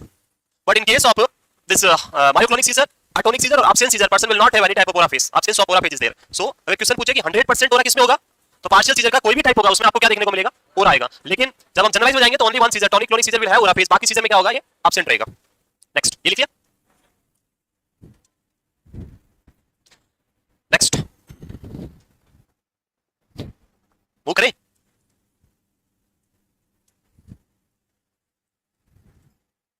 जा सकते हैं इधर से, कोई इश्यू तो नहीं है. पीछे उधर नहीं जा सकते, उधर रास्ता बंद कर रखा है फर्स्ट रो वालों ने. वो करें आगे. नेक्स्ट, चलेगा नहीं यहां से? क्या सर कर रहे हो? इतना लिखने में टाइम लगाना है? फोटोकॉपी की मशीन की तरह फोटोकॉपी होनी चाहिए तुरंत है. और इधर से भी ठीक है. लिख लिया? आगे देखना, बोर्ड आगे की तरफ है, पीछे नहीं है. Next is autonomic function. Autonomic is related to, there are two types of system हमने पढ़े थे. वन इज ऑटोनॉमिक, सिंपैथेटिक और पैरासिम्पैथेटिक पढ़े थे. सो एक होती है ऑटोनॉमिक और एक होती है वॉलंटरी. Voluntary and involuntary पढ़ा था. So it is related to autonomic activity, involuntary. And involuntary mainly present in our cardiac system, cardiac muscles and smooth muscle. So change in heart rate, sweating or a sensation of nausea. Psyche symptoms. In psyche symptom, one important is familiar with something, déjà vu, family feeling of fear. Psychiatric. Very soon sir will start the psychiatric. यहाँ पे कुछ symptom लिखे हुए जैसे feeling of fear, sudden feeling of fear, डर लगेगा बहुत जल्दी. पर्सन को लगेगा ये क्या हो गया मेरे साथ, ऐसे क्यों हो रहा है? क्योंकि पार्शियल आ रहा है, ये क्या अपना रहा है, क्या हो रहा है, डर जाएगा पर्सन. डेजा वू, अभी एग्जाम में कभी क्वेश्चन डेजा, अभी आई थिंक क्वेश्चन आया था, hallucination is which type of disorder. कौन से टाइप का डिसऑर्डर है? डिसऑर्डर ऑफ परसेप्शन, डीएसएसपी के अंदर आया था अभी 2 दिन पहले ही. सो वैसे ही डेजा वू की बात करें तो ये कौन सा है? डेजा वू है. डेजा वू, क्या डेजा वू? SUV, जामिसवू, दो थे. क्या होते हैं, किसके डिसऑर्डर है? Disorder of memory. It's a type of abnormal memory. Memory तो है पर क्या है? एबनॉर्मल मेमोरी है. In case of this two condition, person deja vu की बात करें और जामिसू की बात करें, इसमें क्या करेगा, पहले इसको समझना है, इसको आपको कौन सा आता है, ये आता है, क्या होता है, दोनों नहीं आते हैं, बहुत कंफ्यूजन है, every time we feel confusion between these two terms. So simply याद रखना है, ये है, इसको पहले समझाता हूं मैं क्योंकि इजी है, इसको समझाने का तरीका इजी क्यों है, क्योंकि जे का मतलब क्या होता है, जिसको आप जानते हैं। ये क्या कह रहा है, मैं आपको जानता हूं, लेकिन आप क्या कह रहे हैं, मैं नहीं जानता हूं, जिसको आप जानते हैं। When you are familiar to someone but you are behaving like unfamiliar, that is known as jamais vu. कोई भी आपका नोन टू आता है या कोई भी आता है और आप उसको बोले कौन है, मैं तेरे को नहीं जानता, that is known as jamais vu. And in case of deja, इसमें जे ए है, जानता तो है ही है, पर जानता का आगे क्या लगा दिया, डी। डी यानी उल्टा अपोजिट होता है, जानते का उल्टा नहीं जानता है। जिसको नहीं जानता है उसको क्या बोलता है, मैं आपको जानता हूं। When person show familiarity with unfamiliar circumstances or unfamiliar person, like होता है ऐसे, sometime when you get a call or not a call, it's a wrong call, wrong dialed number से फोन आ गया आपको, and जब आपने फोन उठाया, when a male person pick up the phone and he heard a voice which is a girl's voice, लड़की की आवाज आती है, तो लड़की बोलती है सॉरी सॉरी, मैं अपनी फ्रेंड को फोन लगा रही थी, बाय मिस्टेक एक गलत होने से आपको लग गया। In that situation we start trying deja vu, no no no, मे भी कुछ होगा तभी आपने फोन लगाया होगा, 2 मिनट अभी पता चल जाएगा कौन, अभी बात करते हैं पता लगा ही लेंगे कौन है। सो वहां पे आप क्या करते हैं, डेजाउ। एंड जामिसु, जब आप किसी से पैसे उधार ले लो ना, उसको नहीं देना है, तो भले ही वो फोन कितना ही करे, मैं तेरे को जानता ही कौन है, तो भाई वो क्या है, साइकियाट्रिक में सर पढ़ाएंगे ये deja vu, jamais vu. And one is confabulation, filling of memory gap with false information, that is known as confabulation. Next, complex partial seizure. So in this the consciousness, the person awareness is impaired. Remember, completely consciousness loss नहीं होगा, जैसे हमने tonic clonic seizure में देखा था, person loss the consciousness completely, but in partial seizure consciousness will not loss completely, it is impaired consciousness, like person is having confusion और unresponsive, proper response नहीं कर पा रहा है। So this is the condition, consciousness. Automatism, like a repetitive purposeless movement which is known as repetitive purposeless movement, that is known as, नहीं पता, अरे तो बहुत कॉमन होता है, साइकियाट्रिक में पढ़ाया होगा सर।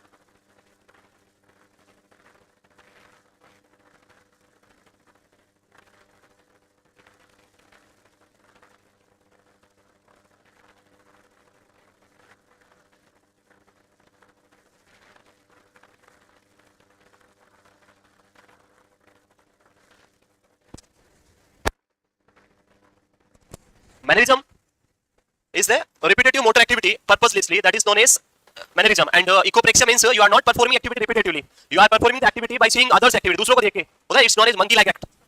मंकी के ऊपर आप पत्थर फेंको, सेम पत्थर उसी स्पीड से आपके ऊपर आएगा, that is known as monkey like, देखा है, आप ऐसे करोगे मंकी भी ऐसे करेगा। सो मंकी को लग रहा होता है यही मंकी है, बंदर ही है, इसको भी कुछ पता है, मेरे जैसा ही है same. So that is known as monkey like act और पैरेट लाइक स्पीच, इकोलेलिया। चलिए आगे, next such is lip smacking, chewing और फंबलिंग विद ऑब्जेक्ट्स, ऑब्जेक्ट के साथ कुछ ऐसे कुछ करना, घुमाते रहना, कुछ ना कुछ करता रहेगा। सो ये एक्टिविटीज किस बात है, इस ऑटोमेटिज्म के अंदर आपको देखने को मिलेगी। तो क्लियर है, this is an automotive activity जिसकी हम बात करें, 3 होती है इसमें, मैनरिज्म, वर्बिग्रेशन एंड केटालैप्सी। केटालैप्सी या जिसको हम बोलते हैं waxy flexibility, these are the 3 activity which is come under the automotive activities. And the 2 activity echolalia and echopraxia are imitative activities, these are not automotive, these are imitative, आप उसको copy कर रहे हैं दूसरों का। पेशेंट से पूछा what is your name, patient बोला व्हाट इज योर नेम, खाना खा लिया, खाना खा लिया, that is known as echolalia, parrot like speech. तोते से जाके जो आप बोलोगे मैं करेगा वो भी ऐसा है। सो आप देखा है, तोते से जाके नाम तो नाम, तो आपकी भी आवाज अगली बार नाम हो जाती है, आपका भी साउंड वैसा हो जाता है। Parrot is not copying you, you are copying to the parrot, you have proper vocal cord. देखा, छोटे बच्चे के सामने जाते हैं, छोटे बच्चे करते तो आप ही वैसे हो जाता है, यू हैव प्रॉपर, बच्चा तो सुन रहा है, उसको सीखने तो चले, वो है echolalia. Next, behavioral changes, the person may perform seemingly random action or exhibit a strange behavior like walking है, वैसे घूमता रहेगा पूरे दिन, पता नहीं इसको कुछ समझ ही नहीं आ रहा है। वॉकीज एंड टॉकीज सुना है, very commonly seen in EPS, acceptable symptom, जिसके अंदर हम restlessness and walkies and talkie पढ़ते हैं, that is akathisia. So same thing यहां पे आपको मिलेगी पर्सन में, बिहेवियरल चेंजेस में। Confusion, because of decrease consciousness person feel confused, no memory of the event. आप पूछे क्या हुआ, पता नहीं, in simple partial seizure person know about the events, but in complex partial seizure does not know about the events, भूल जाएगा वो उस इवेंट्स को, तो दैट इज द कंफ्यूजन और loss of memory. So these are the types of seizure. One is generalized seizure or grand mal seizure and second one is partial seizure. Total 6 types दोनों के complete यहाँ पे. Next is move करें. Next चलिए आगे. अरे मैंने plan किया था 3 डिजिट्स पढ़ाऊंगा और मुझे अब लग रहा है ये भी पूरा नहीं करने दोगे आप लोग. लिख लिया? कोई नहीं, कल पढ़ के आना है, वो ज्यादा इंपॉर्टेंट. आप लोग पढ़ते नहीं हो, पढ़ाई करो. समझ में नहीं आए तो आके पूछो. ना तो पढ़ना है ना पूछना है. हाँ सर सब क्लियर है. बिल्कुल सर, आगे कुछ नहीं. यस, एग्जाम बिल्कुल सामने है. फॉर्म हो गए, भर दिया आप लोगों ने. नहीं भरे तो अभी तो 21 है आई थिंक लास्ट डेट. 2021 जो भी है भर लें. नॉर्थ सेट 15 सितंबर प्री एग्जाम है और हमें तो नॉर्थ सेट क्लियर करना है. प्री पोस्ट कुछ करना नहीं है. मूव करें आगे. नहीं सर आप लिखने दो, आप बताओ. मैं बेटे का रिजल्ट आ गया और बेटे पिताजी के पास गया. पिताजी ने बोला रिजल्ट आ गया. हाँ पापा जी रिजल्ट आ गया. क्या रहा रिजल्ट? तो बेटा बोला कि हमारा एक प्रोफेसर है उसका बेटा फेल हो गया. पिताजी बोला मैं तेरा पूछ रहा हूँ, उसका नहीं पूछ रहा हूँ. बोला मेरे साथ एक डॉक्टर का बेटा पढ़ता है वो भी फेल हो गया. फिर पिताजी ने एक जोर से कान पे लगाया, बोला बेवकूफ मैं तेरी बात कर रहा हूँ, डॉक्टर प्रोफेसर पता नहीं किसकी बात है. बोला पिताजी वकील का बेटा था वो भी फेल हो गया. इतनी चालाकी करता है फिर भी फेल हो गया. पिताजी को और गुस्सा है, 2 थप्पड़ लगाई. बोला तेरा रिजल्ट क्या रहा? तो बेटे ने बोला कि आप कोई अल्बर्ट आइंस्टीन हो जो मैं पास हो जाऊंगा. सो वो प्रेजेंस ऑफ माइंड है वहां पे कि वो इनडायरेक्टली कहना चाह रहा है कि आप समझ आओ. बेटे की पिताजी समझना ही नहीं चाह रहे. डॉक्टर फेल हो गया, वो उसका बेटा सब फेल है, तो फिर मैं तो ऑब्वियसली आपका बेटा हूं, मैं कहां पास. चलिए आगे next. MRI provide the cause of seizure. Magnetic resonance imaging MRI. Easy. Types of seizure. जब आपको types of seizure find out करना है तो electroencephalography करना है. And when you required the cause of seizure, कि seizure का cause क्या था तो हम किसके साथ जाएंगे? MRI के साथ. Other we can go for the CT scan also. Next is PET scan. यहाँ पे primary CT scan नहीं आएगा, याद रखें. In case of seizure, seizure is not an emergency. Otherwise it is status epileptic. अगर epilepticus है तो वहाँ पे medical emergency है, medical management करना है. लेकिन डायग्नोस्टिक हमें ऑलरेडी पता चल गया कि पेशेंट में सीजर आ रहा है, हमें पता है पहले से कि patient is suffering with seizure. So आपको इमीडिएटली सीटी स्कैन करने का रिक्वायरमेंट नहीं है. सीटी स्कैन कब करना है? When patient is having head injury and to rule out the type of injury और टाइप ऑफ ब्लीडिंग कि पेशेंट को कौन से टाइप का हेमेटोमा हुआ है, क्या करना है, उसको रूल आउट करने के लिए immediately we will go for the CT scan. But यहां पे डायग्नोसिस ऑलरेडी हमें पता है, we know the diagnosis patient is suffering with seizure. So in that situation to rule out the cause of seizure we will go for MRI and to identify the types of seizure we will go for EEG. Next management. क्या MRI, CT, EEG, PET scan और क्या लिखना है इसमें? है इसमें भी sir है PET scan. PET scan is a type of first is positron emission tomography. It's like a CT scan. ये भी सीटी स्कैन जैसा ही होता है. The first difference is CT scan जो हम प्रोवाइड जो परफॉर्म करेंगे that will be performed like a specific part of body, like you will go for the whole abdomen CT scan or head CT scan or limb CT scan, जिस part की करें उसके हिसाब से. But PET scan most of the time it is the type of scanning which is performed whole body scanning. PET scan क्या होता है? Whole body scanning होता है. Second difference is CT scan will provide you the black and white picture, but PET scan will provide you colored picture. So black and white picture, blurred pictures, but colored picture and more clear picture. This will help you to detect problems more clearly compared to the CT scan. And CT scan is very cheap, सस्ता सा है. But PET scan is very costly. It will cost जो है बहुत ज्यादा होता है. सो ये इसलिए पेट स्कैन मोस्टली जो है परफॉर्म की जाती है जब patient is suffering with cancer. Patient को क्या हो रखा है? कैंसर. जब हम कैंसर की बात करें तो लाइक पेशेंट को कहीं भी एक ट्यूमर हुआ, लीवर में कैंसर हो गया, सो आप सीटी स्कैन करेंगे तो वो एब्डोमेन को स्कैन करेगा. It is metastasize to the lungs और it metastasize to the limb और बोन और किसी दूसरे पार्ट में अगर हुआ तो फिर वहां का और करना पड़ेगा. It is better to go with PET scan. PET scan will scan the liver and remaining all part of the body. So you will have a clear cut answer की cancer is present only in the liver और cancer is a metastatic cancer is present in your lungs और in other part of the body. So this is the difference between CT and MRI, sorry PET scan. Next management. So acute management, the drug of choice is valproic acid and other drugs are the phenytoin drug, carbamazepine, levetiracetam, ethosuximide. So these all are anti epileptics drug. Most हम use करते हैं valproate and phenytoin. In children we commonly use the ethosuximide and sometime in hospital in emergency cases we also use the levetiracetam. In like ICU patient is suffering with epilepsy and having other complications, कोई other problem भी है तो वहाँ पे हम क्या कर सकते हैं? levetiracetam के साथ में भी जाते हैं. carbamazepine is also used, हमने अभी बात किया था. myoclonic seizure, carbamazepine. तो सबसे पहले हम बात करेंगे इन दोनों ड्रग के बारे में. One is valproic acid and second one is phenytoin. Start करें. फर्स्ट एंड सेकंड जो दो ड्रग है वाल्प्रोइक एसिड एंड फेनिटोइन, उनके बारे में थोड़ा सा हम डिस्कस करेंगे डिटेल में और उसके बाद हम डिस्कस करेंगे नेक्स्ट डिजीज के साथ आगे. वॉइस नहीं आ रही है वॉइस तो अच्छा बीच में हमने बंद किया तब नहीं आ रही थी. ठीक है चलिए मूव करें.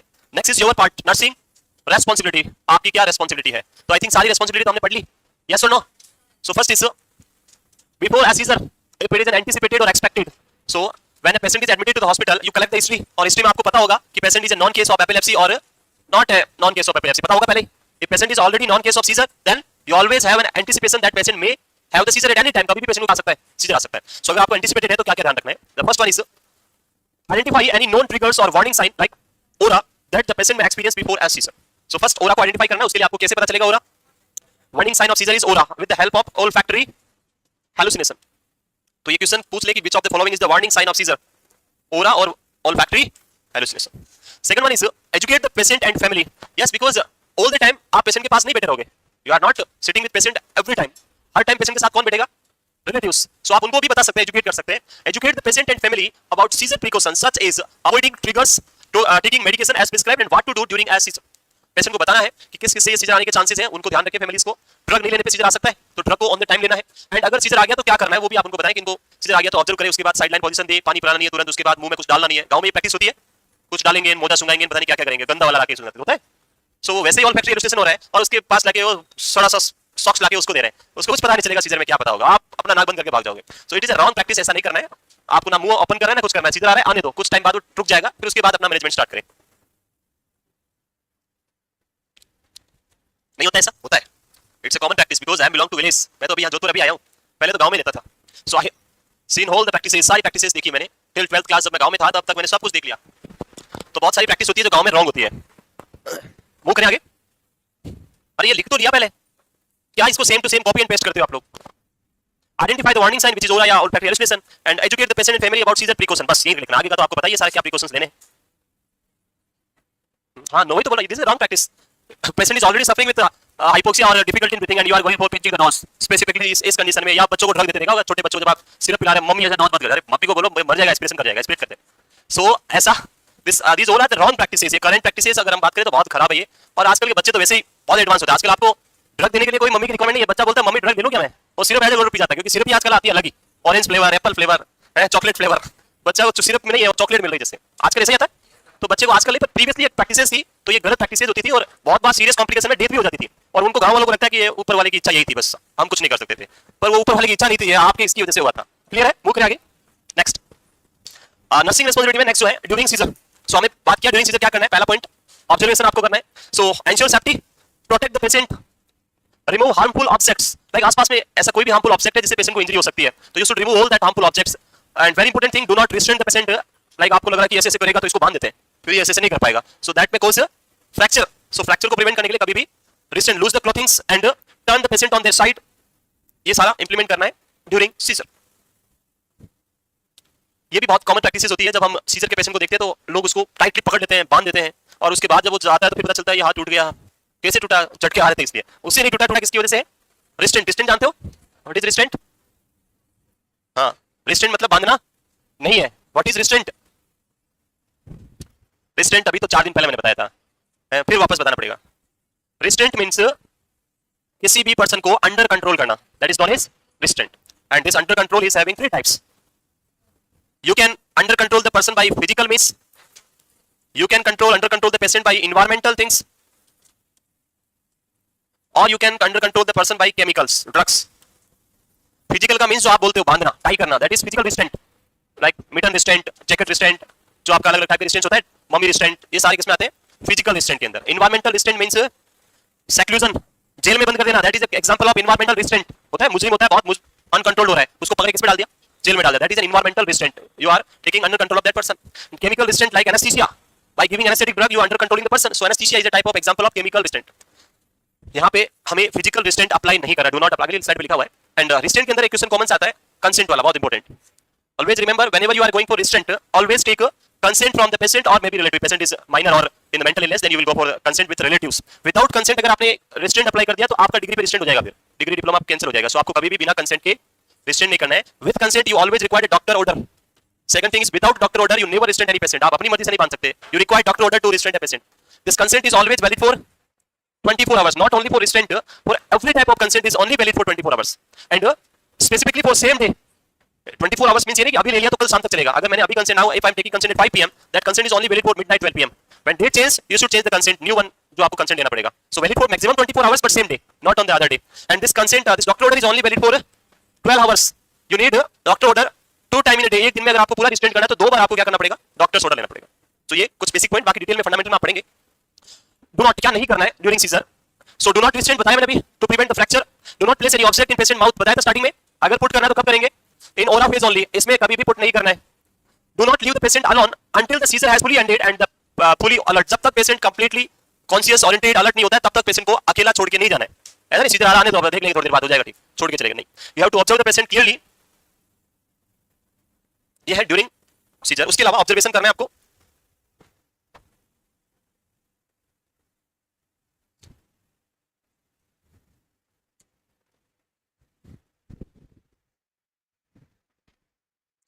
क्लियर है ये? वो करें। सो ये नर्सिंग रेस्पॉन्सिबिलिटीज पे बहुत सारे क्वेश्चंस आते हैं एग्जाम में, और ये कॉमन सी चीजें होती है जो आपको ध्यान रखनी होती है। हॉस्पिटल में जब आप प्रैक्टिस करते हैं तो वहाँ पे कॉमन इंडिकेटर आपको दिखते हैं, वहाँ पे मिलते हैं सारी चीजें, बस आप लोग ध्यान रखते हैं नहीं रखते हैं वही डिपेंड करता है। चलिए आगे नेक्स्ट मूव करें। Next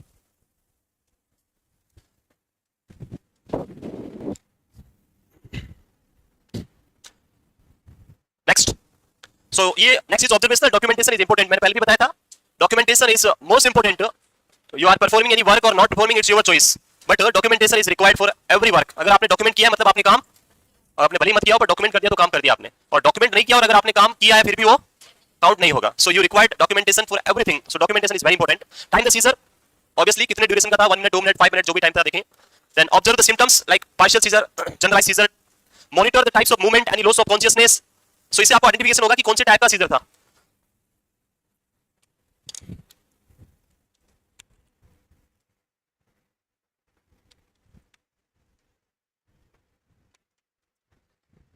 tomorrow is the 15th of August, independence day है, और आई डोंट नो नोटिस आपको मिल जाएगा, मुझे तो नहीं पता है। क्लास तो होगी, क्लास इवनिंग में है, सेलिब्रेशन जो होगा इंडिपेंडेंस डे सेलिब्रेशन, जहाँ पे मॉर्निंग के अंदर सेलिब्रेशन होगा, तो आप कॉर्डिनली इनवाइटेड हैं, आप आएंगे और फ्लैग होस्टिंग हम करेंगे। हम मतलब मैं तो नहीं रहूंगा, मैं तो एम्स में रहूंगा, वहाँ पे करेंगे हम लोग, पर आपके साथ फ्लैग होस्टिंग होगा सुबह। तो आप लोग टाइमिंग अभी बता देंगे, मुझे नहीं पता अभी एक्जैक्टली क्या है, नोटिस अभी आएगा, आप ग्रुप में भी आ जाएगा। यस प्रायोरिटी अभी तो आएगा। In aura phase apply the mouth gauge लिख लिया था। Airway clearance is always priority, पता ही है। प्रायोरिटी इन स्टैंडिंग पोजीशन, अगर स्टैंडिंग है तो पेशेंट को क्या करना है? गिरने से बचाना है, बताया मैंने, बेड पे लेटाना है। साइड रेल अप करना है, बताया, नीचे नहीं गिर जाए उसके लिए। हाइपरऑक्सीडेट करना है कब? सीजर होने के कंप्लीट होने के बाद में। सो ये सारा आपने पहले लिख दिया था। सीजर आने के जस्ट आप बाद में कभी भी पानी या कुछ भी फूड पेशेंट को नहीं देना है। So never offer water just after seizure due to the risk of aspiration pneumonia, person will aspirate the things. So aspiration pneumonia को प्रिवेंट करने के लिए कभी भी आपको कुछ भी ये जस्ट आफ्टर सीजर प्रोवाइड नहीं करना है।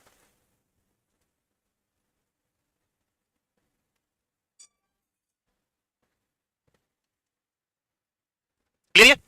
ये सारा तो पहले लिख दिया था, सिर्फ ये लास्ट लाइन आपने समझ ली है। Moving on the drug, the first one is phenytoin.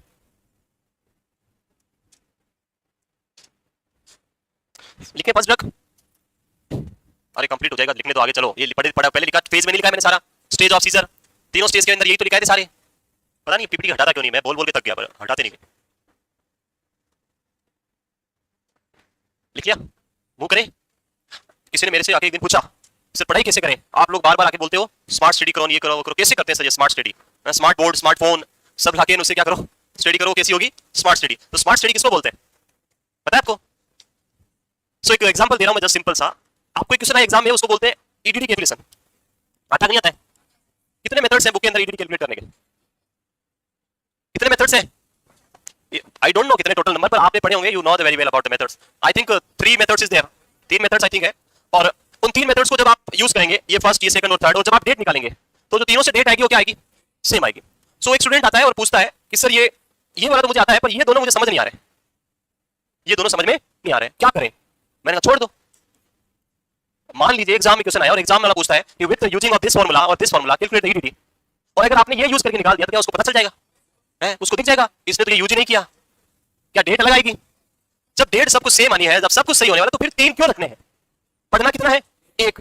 अब उसने बोला सर ये वाला जो है इसमें 2 प्रोसेस होते हैं। इनका 2 मुझे तो एक ही पता है सर। एक होता है 9 मंथ प्लस 7 डे, जो भी डेट है उसमें ऐड कर दो। मैंने अच्छा दूसरा क्या है? बोला sir 12 month minus 3 month plus 7 days. मैंने कहा भाई you are very very very intelligent, what is the meaning of this? Here you are putting 9 month and यहां लिख रहे 12 माइनस 3, तो इसका मीनिंग भी क्या हुआ? 9। क्यों अपना दिमाग को खराब कर रहा है? याद सिर्फ क्या रखना है, ये जिसको बोलते हैं Naegele's formula. Naegele's formula basically books में बहुत जगह ये लिखा हुआ है, बहुत सारी जगह ऐसा लिखा हुआ है, ये उसकी गलती भी नहीं है, बट वहां पे आपको यूज करना है कौन सा वर्ड? Smart word. हम यूज करते नहीं है, हम ये तो तीनों को रट रहे हैं, उसको रट रहे हैं, इसको भी रट रहे हैं, सब रटे जा रहे हैं। 12 माइनस 3 प्लस 7, 9 प्लस 7 प्लस, अरे थोड़ा तो दिमाग लगा के देखो, ये सेम ही है दोनों, कुछ अलग है? समझ गए? आगे और बताएंगे स्मार्ट स्टडी के तरीके क्या होते हैं। Next, mechanism of actions of anti epileptic drugs. So all the group of anti epileptic drugs जिसकी हम बात करें, मोस्ट के सारे मैंने बता दिए, बट मैक्सिमम अगर हम बात करें तो यहाँ लिखे हुए.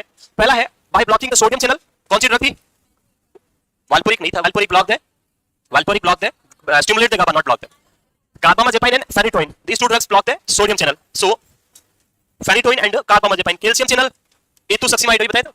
Next, increase inhibitory GABA by which drug? Valproate, अभी बताया था.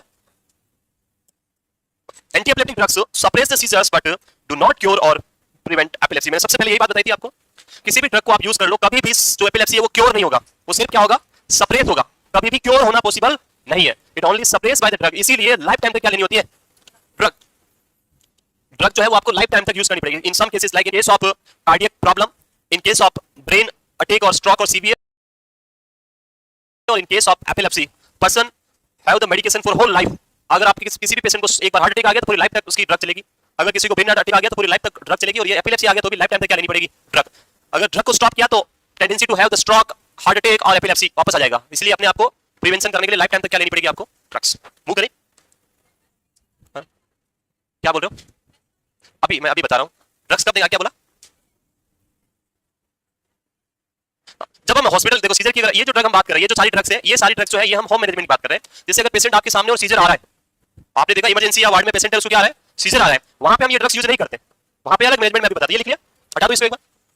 सो when patient is having seizure, patient is having ongoing seizure, and if you giving the valproate और if you giving the phenytoin, ये जो ड्रग्स है, ये ड्रग क्या करती है? सीजर की एक्टिविटी को सप्रेस करती है.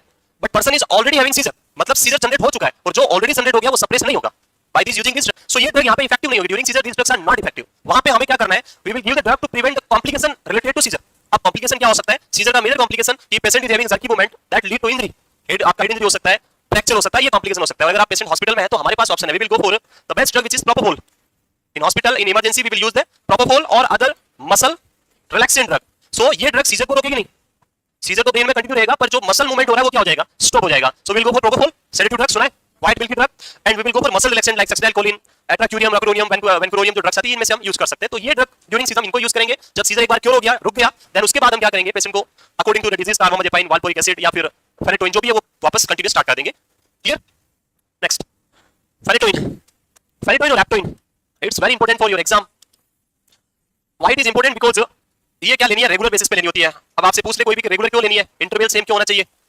Why this drug should be taken on regular basis? Interval जो भी है वो रिक्वायर्ड होगा, सेम रिक्वायर्ड होगा. क्यों? बिकॉज ड्रग का इफेक्ट एंड होती है, क्या चांसेस है? सीजर आने के. तो रेगुलर लेनी है. Second thing, do not change the brand. Doctor से कंसल्ट किए बिना कभी भी ब्रांड चेंज नहीं करना है. Why? So every brand drug has different types of bioavailability. Like मैंने फार्मा पढ़ाया तभी पढ़ाया था, like in PCM you have various type of PCM. one is Crocin, one is Dolo and one is government PCM. Government में आती है, उसका नाम तो PCM ही होता है, जेनरिक होती है.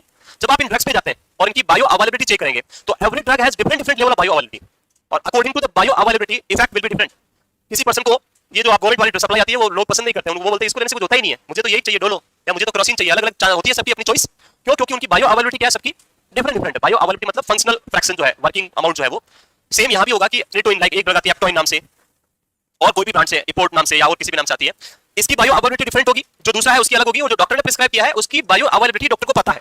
Doctor knows the bioavailability of that drug. अगर आपने वो ब्रांड लेके दूसरा लिया, अब उसका हो सकता है तो ज्यादा हो सकता है या कम हो सकता है. If it is higher then person will have toxic effect and if it is less then person will have seizure. इसीलिए कभी भी ब्रांड चेंज नहीं करना है. स्किप ड्रग को कभी भी नहीं करना है. इन सम केसेस पर्सन भूल जाए, क्वेश्चन आता है कि ये patient is having epilepsy and treatment जो है वो चल रहा है फेनिटोइन, और पर्सन ड्रग लेना एक दिन भूल गया, तो अब आप जो डोज है वो क्या करेंगे? तो it is recommended that you should take that dose in within 2 hours. 2 घंटे के अंदर अंदर जो डोज मिस हुआ है, जबकि 10 बजे लेना था और नहीं लिया, तो 12 बजे तक आप ले लो. अगर नहीं लिया 12 बजे तक, तो उसके बाद लेने से क्या होगा कि नेक्स्ट डोज जब आप सेम टाइम पे लेंगे तो उससे कॉम्प्लिकेशंस या टॉक्सिसिटी होने के चांसेस बढ़ जाएंगे, ड्रग का अमाउंट ज्यादा हो जाएगा. तो आपको अलाउड टाइम कितना है? 2 hours. No need to increase the quantity. Quantity यहाँ पे सेम रहेगी, सेम क्वांटिटी. अगर आपने ज्यादा लिया तो टॉक्सिसिटी हो जाएगी. सो क्वांटिटी सेम रखना है, पर अगर 2 आवर्स के बीच में नहीं लिया तो फिर आपको नहीं लेना है, और पेशेंट को रिमेनिंग टाइम के लिए ऑब्जर्व करते रहना, क्योंकि maybe chances for developing seizure. Next important point about phenytoin is it is a highly photosensitive drug. Drug is very highly photosensitive. Photosensitive का means अगर आपने इस drug को लाइट में रखा तो ड्रग जो है वो खराब हो जाएगी, उसका इफेक्ट जो है क्या हो जाएगा? खत्म हो जाएगा. इसलिए आप देखेंगे कि इसकी जो बोतल आती है that available in brown colour, the brown colour बोतल व्हिच इज फोटो रेजिस्ट बोतल, and in upper part there is a cotton. ऊपर के पार्ट में कॉटन से वो कवर होता है. अगर आप कभी इसका बोतल ओपन करके देखेंगे तो उस कॉटन को निकाल के फेंकना नहीं है, वो इसलिए रखा कि उसके अंदर डायरेक्ट सनलाइट नहीं जाए. सो ड्रग की जो बोतल है उसको इसी बोतल में ही रखना है. ऐसा नहीं गांव जा रहे 4 टेबलेट अलग रख लीजिए, मेन उसको ले जा रहे हैं, वो ड्रग इफेक्टिव बोतल साथ में ले जाओ, that is okay. So photo sensitive drug है और ये इफेक्ट कम हो जाएगा, सीजर आने के चांसेस बढ़ जाएंगे और इसीलिए आपको कभी भी ड्रग को बोतल से आउट नहीं करना है। Will discuss in detail about phenytoin and the remaining drug in next class tomorrow.